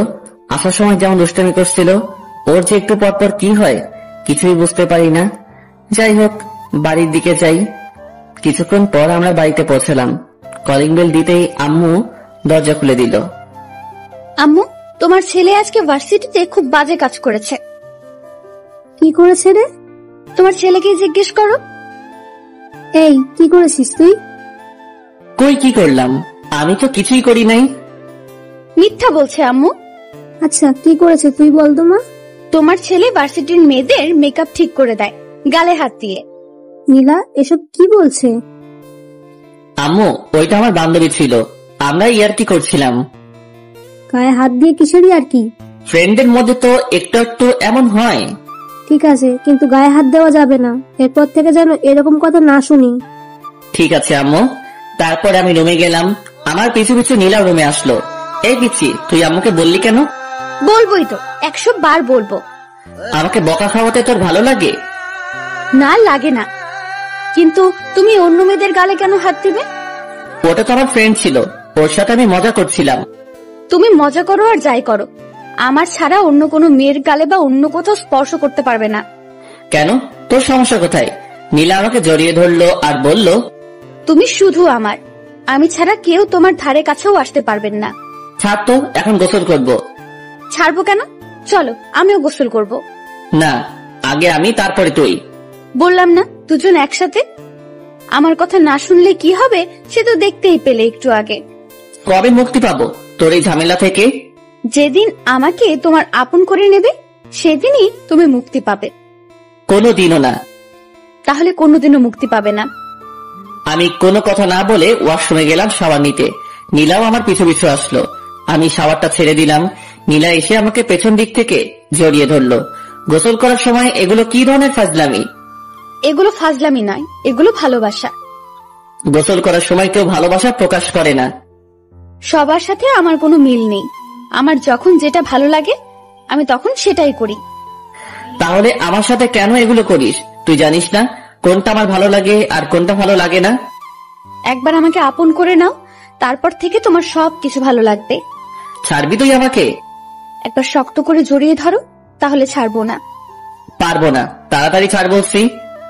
আচ্ছা, এখন জোর করলাম না, কিন্তু লাঞ্চ করার পর আমাকে জড়িয়ে ধরবে, না হলে খবর আছে তোমার। তারপরে আমরা দুজন গোসল শেষ করলাম। এই, আমাকে একটু চিরুনি করে দাও না। মানে, আমি চিরুনি করতে পারি নাকি? পারবে। এদিকে এসো, একটু সাহায্য করো না। আমি কোনোদিনও কাউকে চিরুনি করে দেইনি। আজকে আমাকে দেবে।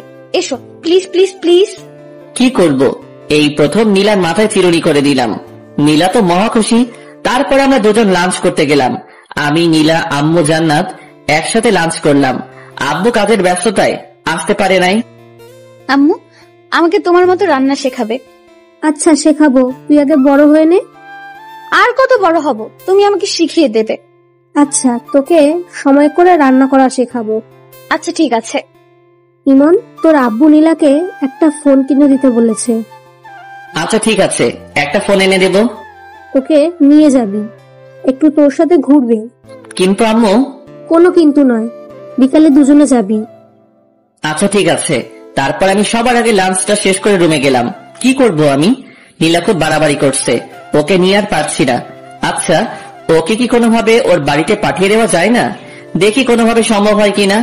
অমনি নীলা রুমে আসলো, এসে দরজা আটকে দিল। আমি কোনো কথা বললাম না। ওর সাথে আমি কিছুতেই পেরে উঠছি না। কিভাবে পারবো? ও শুধু আম্মু আব্বুর ভয় দেখায়, আর আমি তো আম্মু আব্বুর বিরুদ্ধে যেতে পারবো না। কি ভাবছো গো? ভাবছি কিভাবে তোকে এই বাড়ি থেকে তাড়ানো যায়। বৃথা চেষ্টা করে কোনো লাভ নেই। নীলা আস্তে আস্তে আমার কাছে আসছে। আমি কিছু বলবো, অমনি নীলা আমার মুখটা চেপে ধরলো। একটা কথাও বলবে না। আমি যা করব সবকিছু চুপচাপ সহ্য করবে। তাই বলে আমি চুপ করে আছি, আর এদিকে নীলা আমার উপর অত্যাচার চালাচ্ছে। কখনো লিপকিস দিচ্ছে, কখনো গালে। একটা সময়ও থেমে থাকছে না। মেনে নিতেও পারছি না, ছেড়ে দিতেও পারছি না। কি করব? ঝুলন্ত অবস্থায় আছি। এভাবে বিকেল পর্যন্ত সহ্য করতে হলো নীলার পাগলামি। এইটুকু একটা পিচ্ছি মেয়ে এত কিছু বোঝে কিভাবে আমি ভেবে পাই না। পিচ্ছি কিন্তু যেগুলো করে মনে হয় কত কত বছরের অভিজ্ঞতা। আমি বিছানা থেকে উঠে ফ্রেশ হতে গেলাম। ঠোঁট আর গাল নীলা একেবারে শেষ করে দিয়েছে। এখন আমার যেতে হবে নীলাকে নিয়ে শপিং এ, ফোন কিনতে। এ তো আরেকটা ঝামেলা। এইটুকু একটা পিচ্চি মেয়ের সাথে বেড়াতে আমার একদম ভালো লাগে না। আমি রুমে এসে ফোন টিপতে লাগলাম। আচ্ছা আমি কি পরবো? শাড়ি পরলে কি ভালো লাগবে? তাড়াতাড়ি রেডি হবি, বেশিক্ষণ অপেক্ষা করতে পারবো না। তুমি সব সময় একটু বেশি কথা বলো। শোনো, আমি নীল শাড়ি পরবো আর তুমি একটা নীল পাঞ্জাবি পরবে, ঠিক আছে?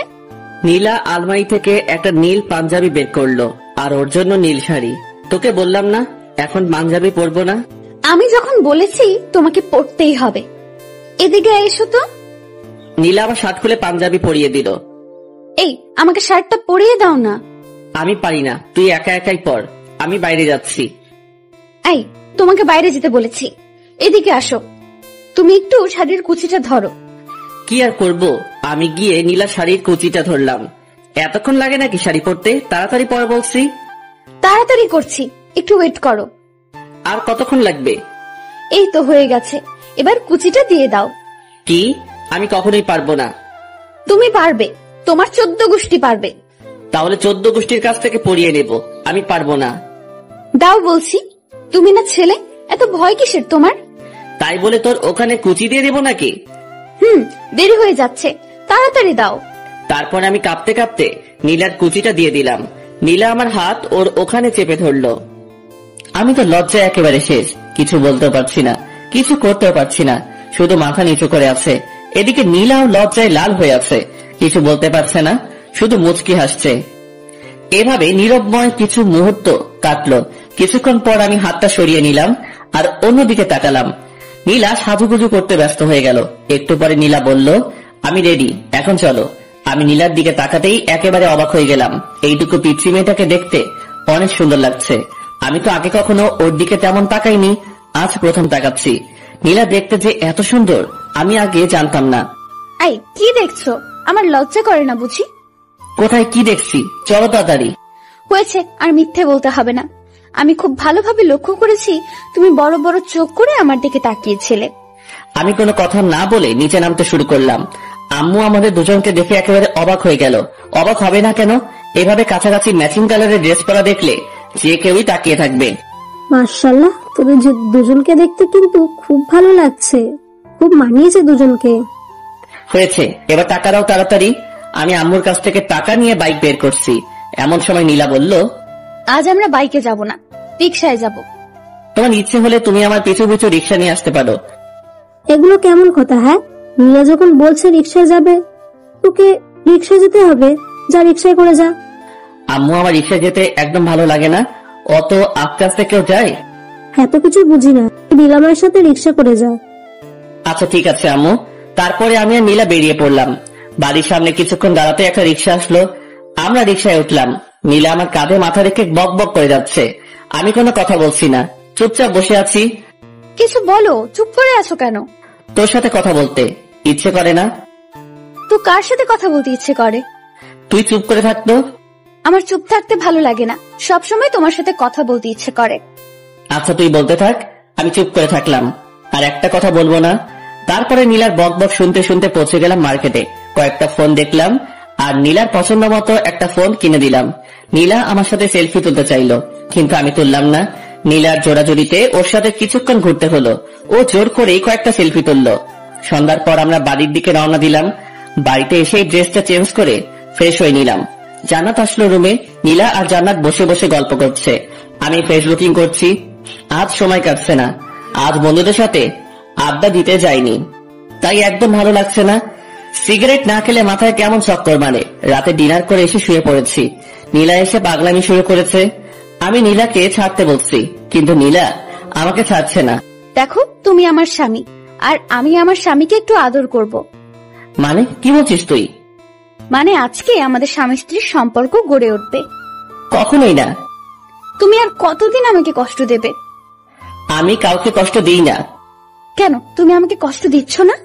জানি না, আমার একদম ভালো লাগছে না। আমি ঘুমাবো, বিরক্ত করিস না প্লিজ। কিছুক্ষণ পর আমি ঘুমিয়ে পড়লাম। সকালে ঘুম থেকে উঠে একটু অসুস্থ লাগছে, কেমন জ্বর জ্বর লাগছে। নীলা আজকে আগে উঠে গেছে ঘুম থেকে। উঠে তো নীলাকে দেখতে পেলাম না। কিছুক্ষণ পর নীলা রুমে আসলো, এসে বলল, কখন ঘুম থেকে উঠবে? ভার্সিটিতে যাওয়ার সময় হয়ে গেছে, ওঠো তাড়াতাড়ি। তুই আর জান্নাত যা, আজকে আমি যাব না, একটু অসুস্থ লাগছে। কি হয়েছে তোমার? একটু জ্বর জ্বর লাগছে। কই দেখি। এ কি, তোমার তো ভীষণ জ্বর। তারপরে নীলা আমাকে ধরে ওয়াশরুমে নিয়ে গেল। আমি ফ্রেশ হয়ে আসলাম। নীলা আমার জন্য খাবার নিয়ে আসলো, আমাকে জোর করে ও নিজের হাতে খাইয়ে দিল, তারপরে ওষুধ খাইয়ে দিল। নীলার সেবা যত্নে আমি খুব তাড়াতাড়ি সুস্থ হয়ে গেলাম। এই কয়দিন আমি বুঝলাম নীলা সত্যি আমাকে খুব ভালোবাসে। নীলাকেও আমার ভালো লাগতে শুরু করে। আমি ভাবছি নীলাকে আমি আপন করে নেব, আস্তে আস্তে ওকে আপন করে নেব। হুট করে যদি একবার চেঞ্জ হয়ে যায় তাহলে কেমন লাগবে? তার চেয়ে বরং আস্তে আস্তে নীলার কাছে যাই। অসুস্থ থাকে 2 দিন থেকে ভার্সিটিতে যাওয়া হয়নি, বন্ধু বান্ধবের সাথে আড্ডা দেওয়া হয়নি। আজ বিকেলে বাজারে গেলাম আড্ডা দিতে। সন্ধ্যা হয়ে এসেছে, এমন সময় নীলা আমাকে ফোন করলো। হ্যালো, কোথায় আছো তুমি? এই তো বাজারে আছি। তাড়াতাড়ি বাড়িতে চলে এসো। আচ্ছা, আসছি একটু পর। তুমি এখনো পুরোপুরি সুস্থ হওনি, তাড়াতাড়ি আসো প্লিজ। আচ্ছা ঠিক আছে। বন্ধুদের সাথে আড্ডা দিয়ে 8টার দিকে বাড়িতে গেলাম। কলিং বেল দিলাম, নীলা এসে দরজা খুললো। এই, তোমাকে না তাড়াতাড়ি আসতে বললাম? তাড়াতাড়িতে চলে আসলাম। এটা তাড়াতাড়ি আসা হলো? রাত 8টা পেরিয়ে গেছে। রাত 8টা আবার দেরি হলো নাকি? আচ্ছা ঠিক আছে, তাড়াতাড়ি ফ্রেশ হয়ে আসো। আচ্ছা ঠিক আছে। পরে আমি ফ্রেশ হয়ে রুমে আসলাম। কি হয়েছে, এত তাড়াতাড়ি বাড়িতে ডাকলি কেন? কিছু হয়নি, তোমাকে একটু আদর করব তাই বাড়িতে আসতে বললাম। আদর মানে? আদর বোঝো না? আচ্ছা দেখাচ্ছি। আজ নীলাকে দেখতে একদম অন্যরকম লাগছে, কেমন ছটফট করছে আমার ভালোবাসা পাওয়ার জন্য। নীলা আমাকে জড়িয়ে ধরে বিছানায় শুইয়ে দিল। আমি তেমন রিয়েক্ট করলাম না। নীলা আস্তে আস্তে আমার খুব কাছে চলে আসলো। দুজনের নিঃশ্বাস দুজনের মুখের উপরে পড়ছে। আমি নীলার চোখের ভাষা বুঝতে পারলাম, কিন্তু ওর কাছে এগিয়ে গেলাম না। নীলা শুধু ছটফট করছে। আমি সবকিছু বুঝেও নীলার কাছ থেকে সরে গেলাম। আর কত কষ্ট দেবে আমাকে? একবার আসো আমার কাছে। আমি মনে মনে বলছি, হারে পিচ্ছি, আস্তে আস্তে তোর খুব কাছে চলে যাব, আপন করে নেব তোকে। তুই শুধু একটু ধৈর্য ধর। কিছু বলছো না কেন? আমার কষ্টটা একবার বোঝার চেষ্টা করো। আমি কোনো কথা বললাম না। কি বলবো? আমি যে হঠাৎ করে নীলার কাছে যেতে পারছি না। নীলাকে খুব শক্ত করে জড়িয়ে ধরতে ইচ্ছে করলো, আলতো করে ওর কানের কাছে মুখ নিয়ে বলতে ইচ্ছে করলো, আমিও যে তোকে ভালোবাসি ফেলেছি পিচ্ছি। কিন্তু অজানা এক বাধায় সবকিছু আটকে গেল, কিছুই করতে পারলাম না। আম্মু এসে আমাদের ডিনার করার জন্য ডাকলো। আমি আর নীলা নিচে গেলাম ডিনার করতে। আব্বু চলে এসেছে। আমরা সবাই একসাথে ডিনার শেষ করলাম। রুমে এসে বসে আছি, মানে নীলার জন্য অপেক্ষা করছি। নীলা একটু পরে আসে। আম্মুকে মনে হয় একটু হেল্প করে, তাই আসতে একটু দেরি হয়। কিছুক্ষণ পর নীলা আসলো, হাতে 1 গ্লাস পানি আর ওষুধ নিয়ে। এখন আমার ওষুধ কেন? সুস্থ হলেও ওষুধ খেতে হয়। ওষুধ খেলে আর অসুস্থ হবে না, না হলে অসুস্থ হওয়ার সম্ভাবনা থাকে। আমি তো সুস্থ হয়ে গেছি, আমি একদম সুস্থ, এখন ওষুধ খাওয়া লাগবে না। বেশি কথা বলো না তো, দেখি আমি খাইয়ে দেই। তারপরে নীলা আমাকে ওষুধ খাইয়ে দিল। ওষুধ খাওয়ার সাথে সাথে আমার মাথাটা কেমন ঝিমঝিম করছে। বুঝলাম না নীলা আমাকে কি খাওয়ালো, কেমন অলসতা বিরাজ করতে শুরু করলো। মনে হচ্ছে নীলা হয়তো আমাকে ঘুমের ওষুধ খাওয়ালো, কিন্তু নীলা আমাকে ঘুমের ওষুধ খাওয়াতে যাবে কেন? নীলা আমার কাছে আসলো, এসে বলল, আজ তোমাকে আমি আপন করে নেব, কেউ আটকাতে পারবে না। আমি বুঝতে পারলাম নীলা আমাকে ঘুমের ওষুধ খাইয়েছে, কিন্তু নীলা আমার কাছে আসার জন্য এটা করতে পারলো? আমি কিছুই করতে পারছি না, ভীষণ ঘুম পাচ্ছে। নীলা আমার কাছে আসলো, এসে আমার শার্টটা খুলে দিল। নীলাকে আটকাতে পারছি না, মানে ঘুমের ওষুধ খাওয়ার পর আমি কোনো শক্তি পাচ্ছি না। নীলা আস্তে আস্তে আমার খুব কাছে চলে আসলো। আমি কিছুতেই মানতে পারছি না নীলা আমাকে ঘুমের ওষুধ খাইয়ে এগুলো করছে। তারপরে নীলা আমাকে কিস করতে শুরু করলো। আজ নীলার হাত থেকে আমার নিস্তার নেই, একেবারে শেষ করে ফেলবে। নীলা ওর ড্রেস খুলে ফেললো। এখন আমাদের দুজনের শরীরে একটা সুতা পর্যন্ত নেই। নীলা আমার খুব কাছে চলে আসলো। আমি নীলাকে আটকাতে পারলাম না, সবকিছু শেষ করে ফেললো। নীলার প্রতি আমার অনেক রাগ হলো। ও আমাকে ঘুমের ওষুধ খাইয়ে নীলাকে মারতে ইচ্ছে করছে, কিন্তু আমি উঠে বসার মতো শক্তি পাচ্ছি না। নীলা আমার উপরে শুয়ে আছে, একটু পর পর আমার দিকে তাকাচ্ছে। কিছুক্ষণ পর নীলা আমাকে বিছানা থেকে তুলে ওয়াশরুমে নিয়ে গেল। দুজনে একসাথে শাওয়ার নিলাম। শাওয়ার নেওয়ায় আমার ঘুম একেবারে ভেঙে গেল। আমার নিজের প্রতি অনেক রাগ হতে শুরু করলো। নীলা আমার সাথে এগুলো করলো, অথচ আমি ওকে আটকাতে পারলাম না। আমি ড্রেস চেঞ্জ করে রুমে চলে আসলাম। আজ নীলার খবর আছে, ও কি করলো আমার সাথে। নীলা ওয়াশরুম থেকে বেরিয়ে আসতে আমি ওকে একটা চড় বসিয়ে দিলাম। তুই এটা কি করলি আমার সাথে? যা করেছি একদম ঠিক করেছি, এটা ছাড়া আমার কোনো উপায় ছিল না। নীলার কথা শুনে আমার রাগ আরো বেড়ে গেল। আমি খাটের রেলিং খুলে নীলাকে মারতে শুরু করলাম। অনেক মারলাম নীলাকে। মারতে মারতে লোহার রেলিংটা ভেঙে ফেললাম।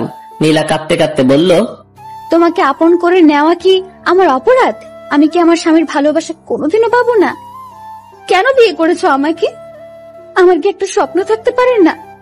তুই আমার চোখের সামনে থেকে সর। তোর মতো পিচ্চি মেয়েকে আমার সহ্য হয় না। আমি কখনো তোকে বিয়ে করতে চাইনি। আম্মু আব্বু আমাকে জোর করে তোর সাথে বিয়ে দিয়েছে। আসলেও তো তোমাকে তো জোর করে বিয়ে দিয়েছে। জোর করে তো আর ভালোবাসা পাওয়া যায় না। আমি এটা ভুলেই গিয়েছিলাম। মুক্ত করে দিচ্ছি আমি তোমাকে।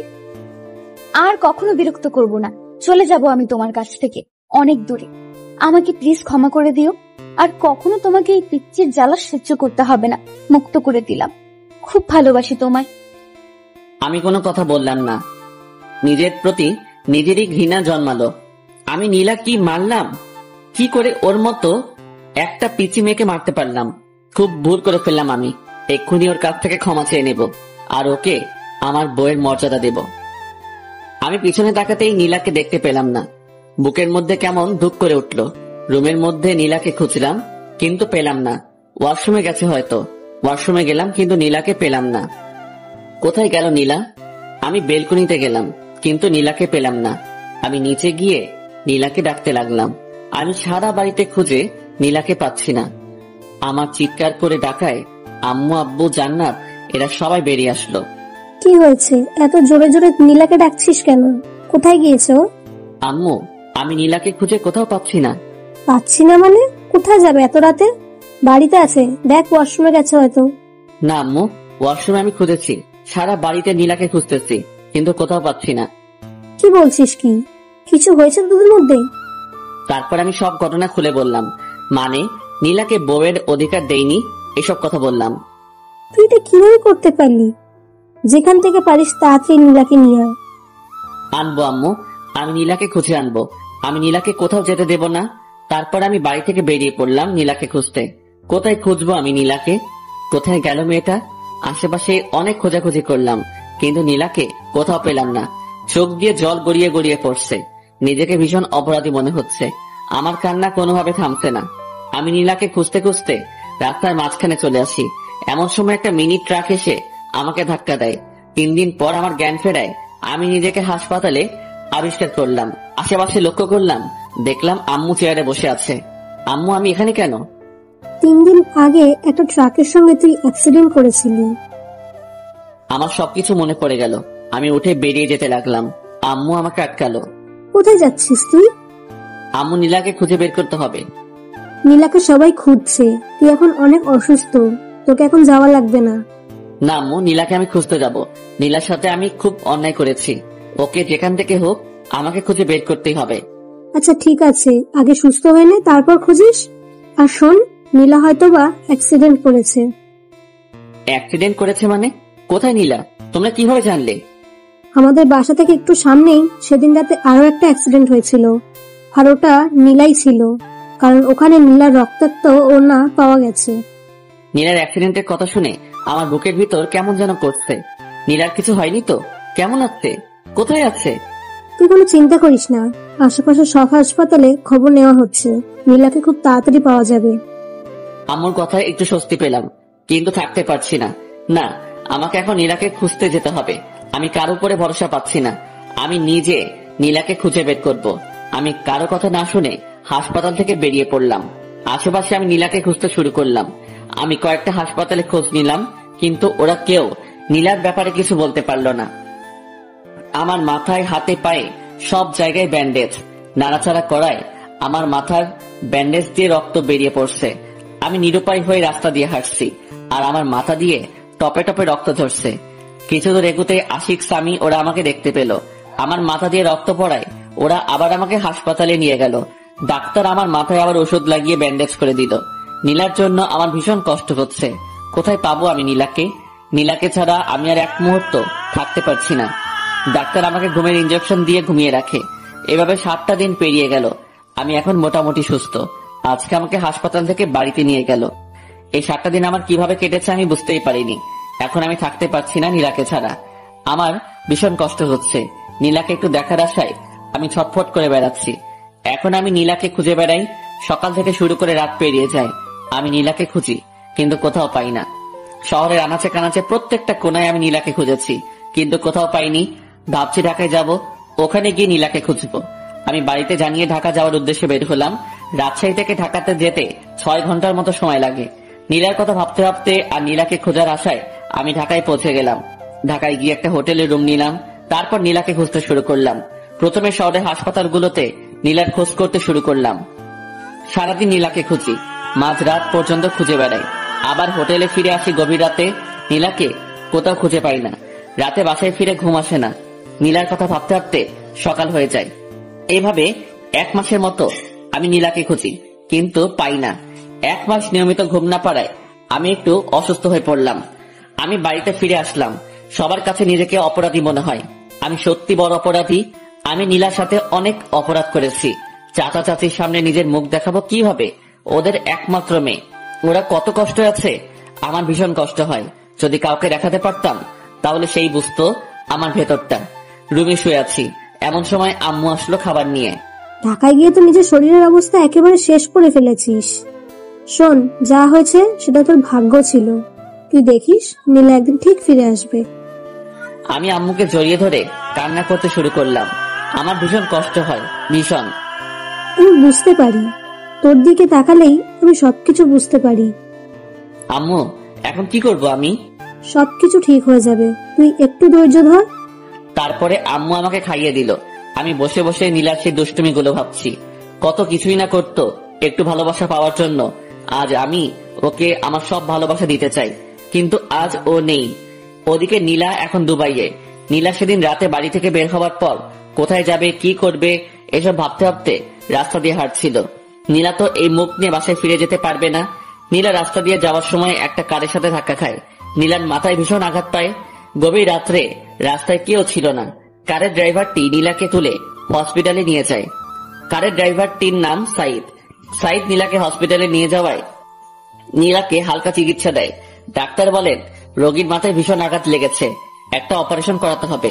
আর আমরা এই গুরুত্বপূর্ণ অপারেশনটি করতে পারবো না। রোগীকে উন্নত চিকিৎসার জন্য ঢাকায় নিয়ে গেলে ভালো হয়। আর অপারেশনটা যত তাড়াতাড়ি হবে রোগীর জন্য ততই ভালো। অপারেশনে যদি কোনো ত্রুটি হয় তাহলে রোগীর স্মৃতিশক্তি হারিয়ে যেতে পারে। এমন সময় সাইদ পড়ল ভীষণ বিপদে। সাইদ কি করবে, কিভাবে নীলার ভালো অপারেশন করাবে? সাইদ তার বাড়ির লোকজনের সঙ্গে কথা বলবে। সাইদ সহ পরিবারের সবাই প্রবাসে বসবাস করে, মানে দুবাইয়ে থাকে। সাইদ বাংলাদেশে বেড়াতে এসেছে। সাইদের বাড়ির লোকজন বলল মেয়েটিকে নিয়ে দুবাই চলে আয়, এখানে ওকে উন্নত চিকিৎসা দিলে ও খুব তাড়াতাড়ি সুস্থ হয়ে যাবে। সাইদ ডাক্তারের সঙ্গে কথা বলে নীলাকে দুবাই নিয়ে যাওয়ার ব্যবস্থা করলো। নীলা মাথায় ভীষণ আঘাত পাওয়ায় জ্ঞান হারিয়ে ফেলেছে। এখনো পর্যন্ত নীলা অজ্ঞান হয়ে আছে। ওখান থেকে নীলাকে দুবাইয়ে নিয়ে যেতে একদিন সময় লাগলো। তারপর নীলাকে দুবাইয়ের সবচেয়ে ভালো একটা হসপিটালে শিফট করা হলো। দুবাইয়ের ডাক্তাররা নীলার অপারেশন করতে শুরু করলো। মাথায় আঘাত, খুব গুরুত্বপূর্ণ একটা অপারেশন।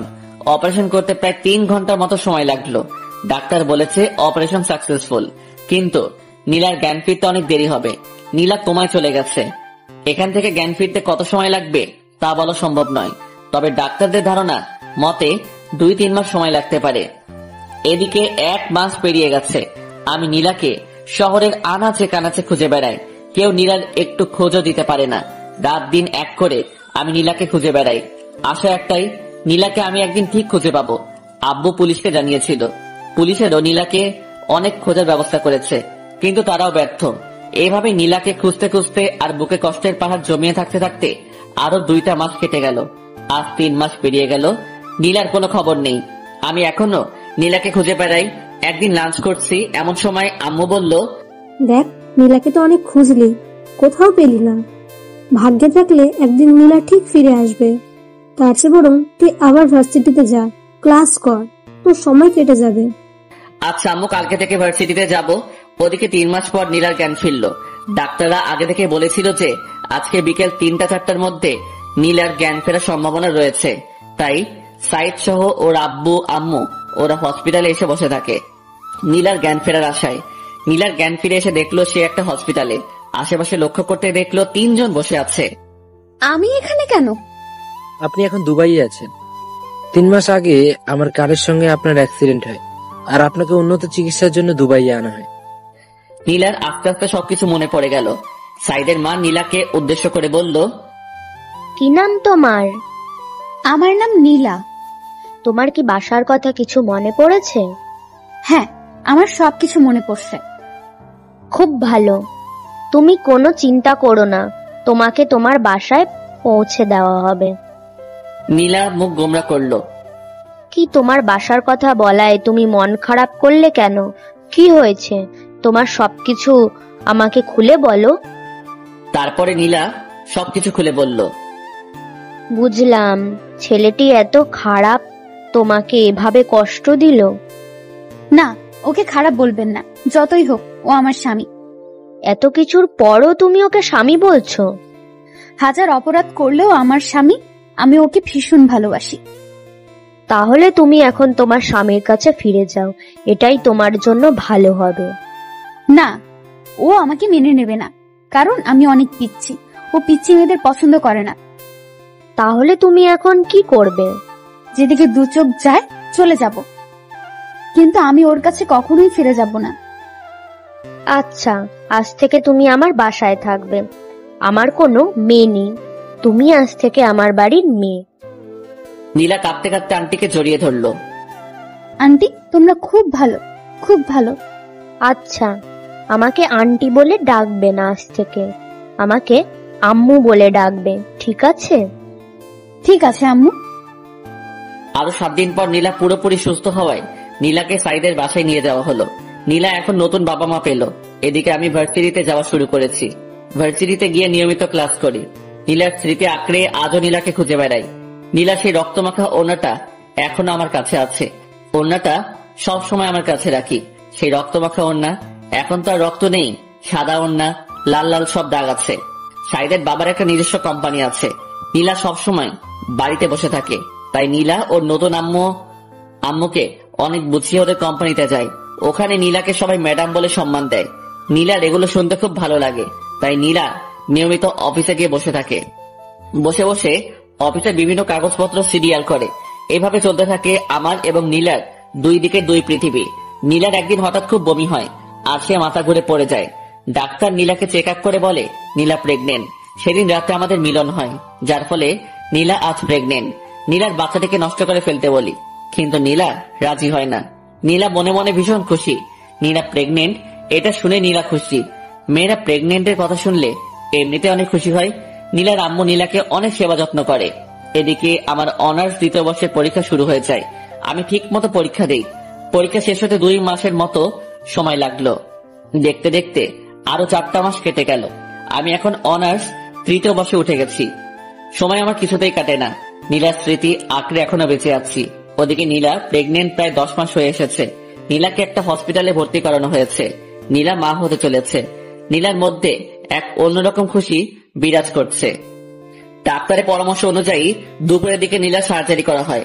আলহামদুলিল্লাহ, পুত্র সন্তান, মা ছেলে দুজনেই সুস্থ আছে। নীলা তার বাচ্চাকে পেয়ে অনেক খুশি। এদিকে আমি আজকে ভার্সিটিতে যাইনি। মনের মধ্যে কেমন যেন করছে। আসলে রক্তের টান থাকলে যেটা হয়, আজকে খুব শুধু নীলার কথা মনে পড়ছে। এভাবে চলতে চলতে আরো 3টা বছর কেটে যায়। আমার বিসিএস কমপ্লিট। আম্মু আব্বু আমাকে কোনো চাকরি বাকরি করতে দেয়নি। নিজেদের ব্যবসা সামলাতে হবে। নীলার কথা সবাই ভুলে গেছে, মানে সবাই মেনে নিয়েছে যে নীলা মারা গেছে। আম্মু আব্বু আমাকে আবার বিয়ে দিতে চেয়েছে, কিন্তু আমি বিয়ে করিনি। আসলে বিয়ে করার কোনো ইচ্ছাই নেই। নীলার স্মৃতি আঁকড়ে ধরে বেঁচে আছি, যদিও কাউকে বুঝতেই দেই না যে আমি আজও নীলাকে ভালোবাসি। এখন আমি অফিসে যাই, আব্বুর ব্যবসা সামলাই। আমাদের একটা ছোটখাটো কোম্পানি আছে। আব্বু এবং তার বন্ধু মিলে কোম্পানিটা চালায়। আমিও অফিসে গিয়ে অফিসিয়াল কিছু কাজ করি। রাতে ডিনার করছি, এমন সময় আম্মু বলল, তোর আবার বিয়ে দেবো, তোর জন্য মেয়ে খুঁজছি। দেখো আম্মু, এর আগে তোমাদের ইচ্ছে বিয়ে করেছিলাম। এখন প্লিজ একটা রিকোয়েস্ট করছি, আমাকে আর বিয়ের কথা বলো না। আমি আর জীবনেও বিয়ে করব না। আমরা না এখন বুড়ো হয়ে যাচ্ছি, আমাদের কি নাতি নাতনির মুখ দেখার ইচ্ছে নেই? নাতি নাতির মুখ দেখার ইচ্ছা থাকলে তোমাদের মেয়েকে বিয়ে দাও, আমাকে কখনো বিয়ের কথা বলবেন না। আর কেউ কোনো কথা বললো না। আমি ডিনার শেষ করে রুমে গিয়ে শুয়ে পড়লাম। ওদিকে দুবাইয়ে নীলা কাটাচ্ছে অপূর্ণ এক জীবন। মানে নীলার ছেলে আছে কিন্তু স্বামী নেই। নীলার ছেলের নাম রেখেছে জিসান। ওর বয়স এখন 3 বছর। নীলা এখন আমার কাছে ফিরে আসতে চায়, কিন্তু ভয় একটাই, আমি যদি নীলাকে মেনে না নেই। নীলা নিজের মা বাবাকে ছেড়ে চলে গেছে শুধু আমার জন্য। মেয়েটা তো অনেক কষ্ট সহ্য করে আজও টিকে আছে। জিসান তার আব্বুর ভালোবাসা থেকে বঞ্চিত। নীলা জিসানকে বুঝতে দেয় না যে তার আব্বু নেই। জিসান ওর আব্বুর কথা জিজ্ঞাসা করলে নীলা বলে, আমি তোর আব্বু, আমি তোর আম্মু।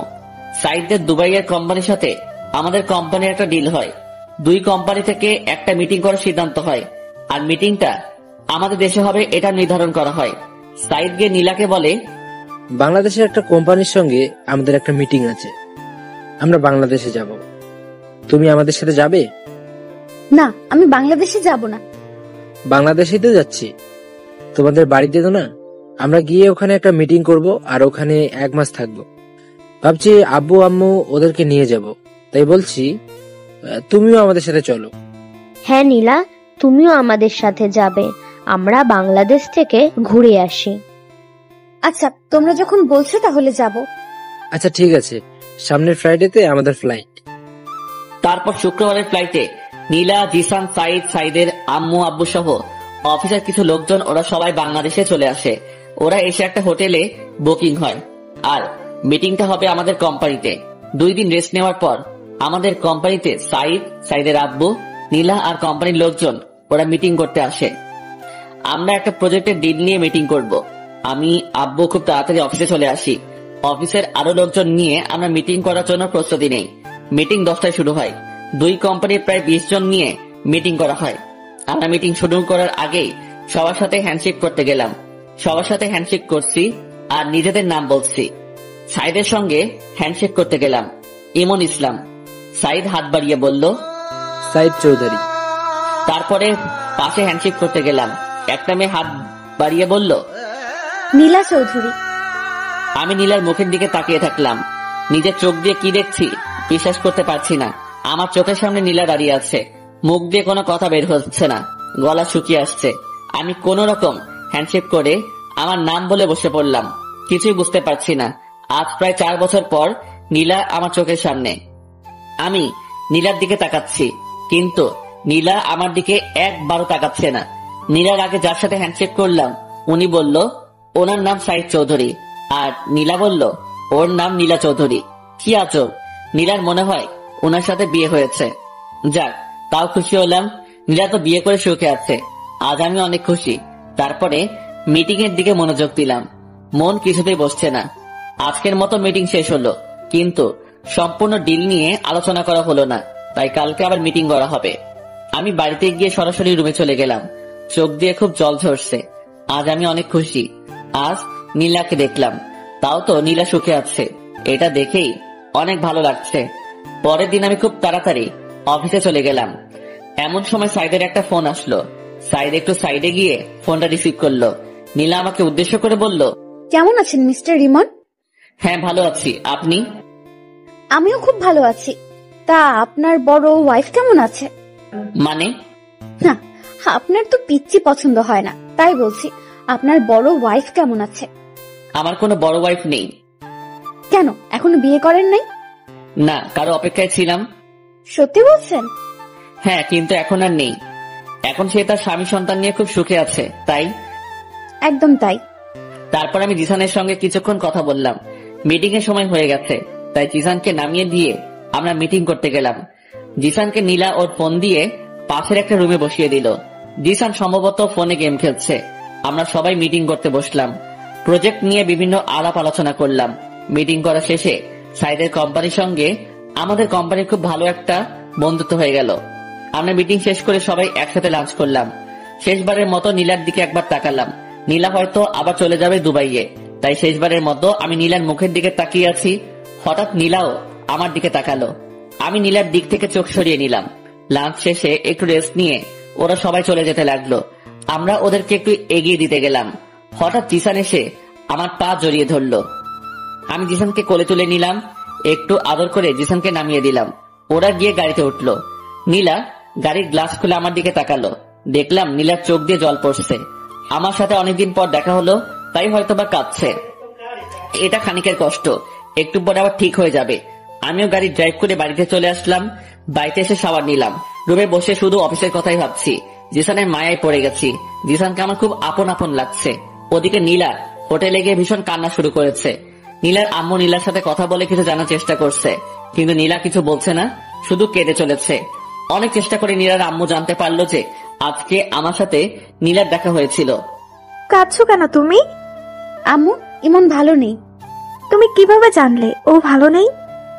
ওর সাথে কথা বলেছি, ও এখনো বিয়ে করে নাই, এখনো আমার অপেক্ষায় আছে। কি বলছো কি? তুমি তো বলেছিলে ও তোমাকে সহ্য করতে পারতো না, তাহলে এখনো তোমার জন্য অপেক্ষা কেন করছে? আমি কিছু জানি না আম্মু, আমার এখন ভীষণ কষ্ট হচ্ছে। তুমি একদম কষ্ট পেও না। তোমার স্বামী যখন তোমার জন্য এখনো অপেক্ষা করে আছে, তাহলে তোমার ওর কাছে ফিরে যাওয়া উচিত। কিন্তু আমি কিভাবে ওর কাছে ফিরে যাব? তুমি কোনো চিন্তা করো না, আমরা সব ব্যবস্থা করব। এদিকে আমি শুধু বারবার নীলা আর জিসানের কথা ভেবে চলেছি। নীলা এখন বড় হয়ে গেছে। না, আমি কি সব ভাবছি? নীলা তো এখন অন্য কারো বউ। এসব নিয়ে আমার না ভাবাই ভালো। আমি রাতে এটা সেটা ভাবতে ভাবতে ঘুমিয়ে পড়লাম। সকালে ঘুম থেকে উঠে দেখলাম একটা নাম্বার থেকে বেশ কয়েকবার ফোন এসেছে। আমি ফোনটা ব্যাক করলাম। ফোনটা রিসিভ করতে ওপাশ থেকে বলল, হ্যালো মিস্টার ইমন, আমি সাইদ চৌধুরী। ও আচ্ছা, কি খবর? আপনার সাথে কিছু কথা আছে, দেখা করতে পারবেন? হ্যাঁ অবশ্যই, কোথায় আসবো? আমি একটা জায়গা টেক্সট করে দিচ্ছি, ওখানে চলে আসুন। আচ্ছা ঠিক আছে। তারপর আমি ফ্রেশ হয়ে ব্রেকফাস্ট করে চলে গেলাম টেক্সট করা জায়গায়। গিয়ে দেখলাম সাইদ চৌধুরী বসে আছে। আরে মিস্টার ইমন, আসুন, এখানে বসুন। জি ধন্যবাদ। তা আপনার দিনকাল কেমন কাটছে? হ্যাঁ ভালো কাটছে। আপনি তো অনেক লাকি। বুঝলাম না আপনার কথা। না, আপনি খুব ভালো একটা বউ পেয়েছেন, তাই বললাম আপনি খুব লাকি। সাইদ হাসতে হাসতে বলল, আরে ভাই, আমি তো এখনো বিয়েই করি নাই। মানে কি বলছেন আপনি? তারপরে সাইদ আমাকে সব ঘটনা খুলে বলল। আমার চোখ দিয়ে জল পড়তে শুরু করলো। আরে এখন কাঁদছেন কেন? এখন সবকিছু ঠিক হয়ে যাবে। এই নীলা, এদিকে আসো। তারপরে নীলা, জিসান, ওদের সাথে আরো দুজন আসলো। ওরা মনে হয় সাইদের মা বাবা। জিসান এসে আমার পা জড়িয়ে ধরলো আর বলল, তুমি আমার আব্বু। আম্মু আমাকে সবকিছু বলেছে। তুমি খুব পচা, তুমি আমাকে ছেড়ে অনেক দূরে ছিলে। আমি জিসানকে কোলে নিয়ে কয়েকটা চুমু খেলাম। হ্যাঁ রে, তোর আব্বু অনেক পচা, তোকে একটু আদর ভালোবাসা দেয়নি? আব্বু, তুমি আমাকে ছেড়ে কোথাও যাবা না তো? না রে, আমি তোকে ছেড়ে আর কখনো কোথাও যাব না। সত্যি বলছো তো আব্বু? হ্যাঁ সত্যি বলছি, আমি তোকে ছেড়ে আর কখনো কোথাও যাব না। এই যে মিস্টার ইমন, এখন আপনার বউ আর ছেলেকে নিয়ে আপনি বাসায় যান। আমরা কয়েকদিন পর আপনার বাসায় আসছি। কয়েকদিন পর কেন? আপনারা সবাই এখনই আমাদের সাথে চলুন। আচ্ছা আপনি যান, আমরা কয়েকদিন পরে আসি, ঠিক আছে? আচ্ছা ঠিক আছে।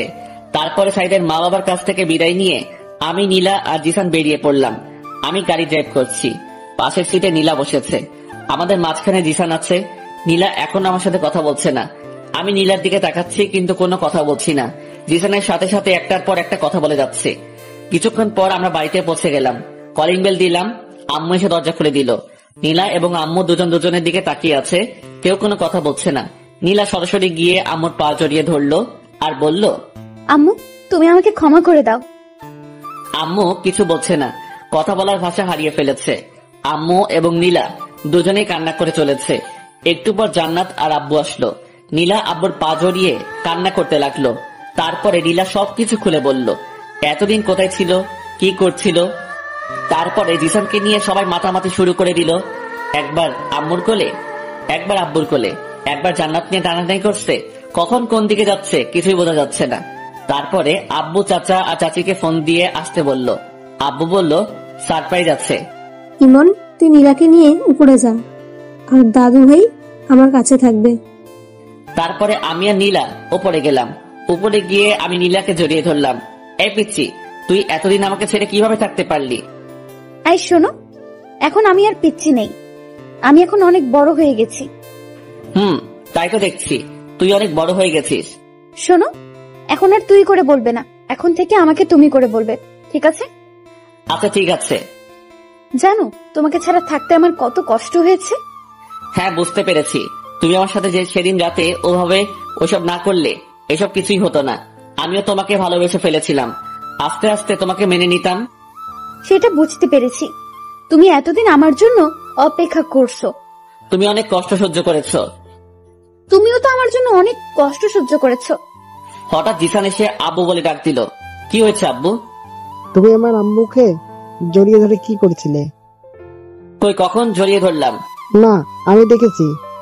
না, তোমার আম্মু পড়ে যাচ্ছিল তাই তোমার আম্মুকে ধরেছি। ও, তাহলে ঠিক আছে। তারপর আমি জিসানকে কোলে নিয়ে গল্প করতে শুরু করলাম। দুপুরে লাঞ্চ করে এসে আমি, জিসান, নীলা তিনজন শুয়ে দুষ্টামি করছি। এভাবে দুষ্টামি করতে করতে বিকেল হয়ে আসলো। কিছুক্ষণ পর জান্নাত এসে বলল, ভাবি গ্রাম থেকে তোমার আম্মু আব্বু এসেছে। নীলা দৌড়ে ওর আম্মু আব্বুর কাছে গিয়ে ওদের পা জড়িয়ে ক্ষমা চাইতে লাগলো। নীলাকে পেয়ে ওর আম্মু আব্বু ভীষণ খুশি। আর খুশি হবে না কেন, একমাত্র মেয়ে বলে কথা। প্রত্যেকটা মা বাবা তার মেয়েকে খুব ভালোবাসে। তারপরে আমরা সবাই গল্প করতে করতে রাত হয়ে আসলো। রাতে সবাই একসাথে ডিনার করে নিলাম। রাতে আমি, নীলা আর জিসান রুমে বসে আছি। এমন সময় জান্নাত আসলো। জিসান, আজকে তুমি আমার সাথে থাকবে। কেন আন্টি? আজকে আমি আমার আব্বুর সাথে আজকে তো তোমার আব্বুর সাথে থাকা যাবে না। আজকে তোমার আব্বু আর আম্মু একসাথে থাকবে। হ্যাঁ জিসান, তোমার আন্টি ঠিকই বলেছে। আজকে তোমাকে আমাদের সাথে নেব না, কাল থেকে তুমি আমাদের সাথে থাকবে। আচ্ছা আম্মু, তুমি যখন বলছো তাহলে আমি আন্টির সাথে থাকবো। তারপরে জিসান আমাকে আর নীলাকে কয়েকটা চুমু দিয়ে ওর আন্টির সাথে চলে গেল। নীলা গিয়ে রুমের দরজা আটকে দিল। নীলা আমার দিকে তাকাচ্ছে আর মুচকি হাসছে। হাসছো কেন? শোনো, আমার আরেকটা বেবি লাগবে। ও মা, আরেকটা? হ্যাঁ, আরেকটা। এবার একটা মিষ্টি মেয়ে লাগবে। তোমার মিষ্টি মেয়ে লাগবে? তাহলে আমাকে বলছো কেন? ওই, তুমি জানো না তোমাকে কেন বলছি? না, আমি তো জানি না। দেখো, নাটক করো না। আচ্ছা ঠিক আছে। তারপর আমি নীলাকে বিছানায় শুয়ে দিলাম। আমি আস্তে আস্তে নীলার কাছে গেলাম। নীলাকে কিস করতে শুরু করলাম। নীলার গালে, মুখে, গলায় কিস বসাতে শুরু করলাম। শুধু কি কিস করলে হবে নাকি, অন্য কিছু করবে? এত ব্যস্ত হচ্ছ কেন? আমার এক্ষুনি লাগবে। আচ্ছা ঠিক আছে। তারপর আমি নীলার ড্রেস খুলে, আপনারা কি শুনছেন? হ্যাঁ, আর কিছু শোনার নেই। তারপর আমি আর নীলা সুখের সাগরে ভাসতে থাকলাম, যেখান থেকে আর কখনো ফিরে আসবো না। এইভাবে আমাদের সুখের জীবন কাটতে থাকলো। সমাপ্ত।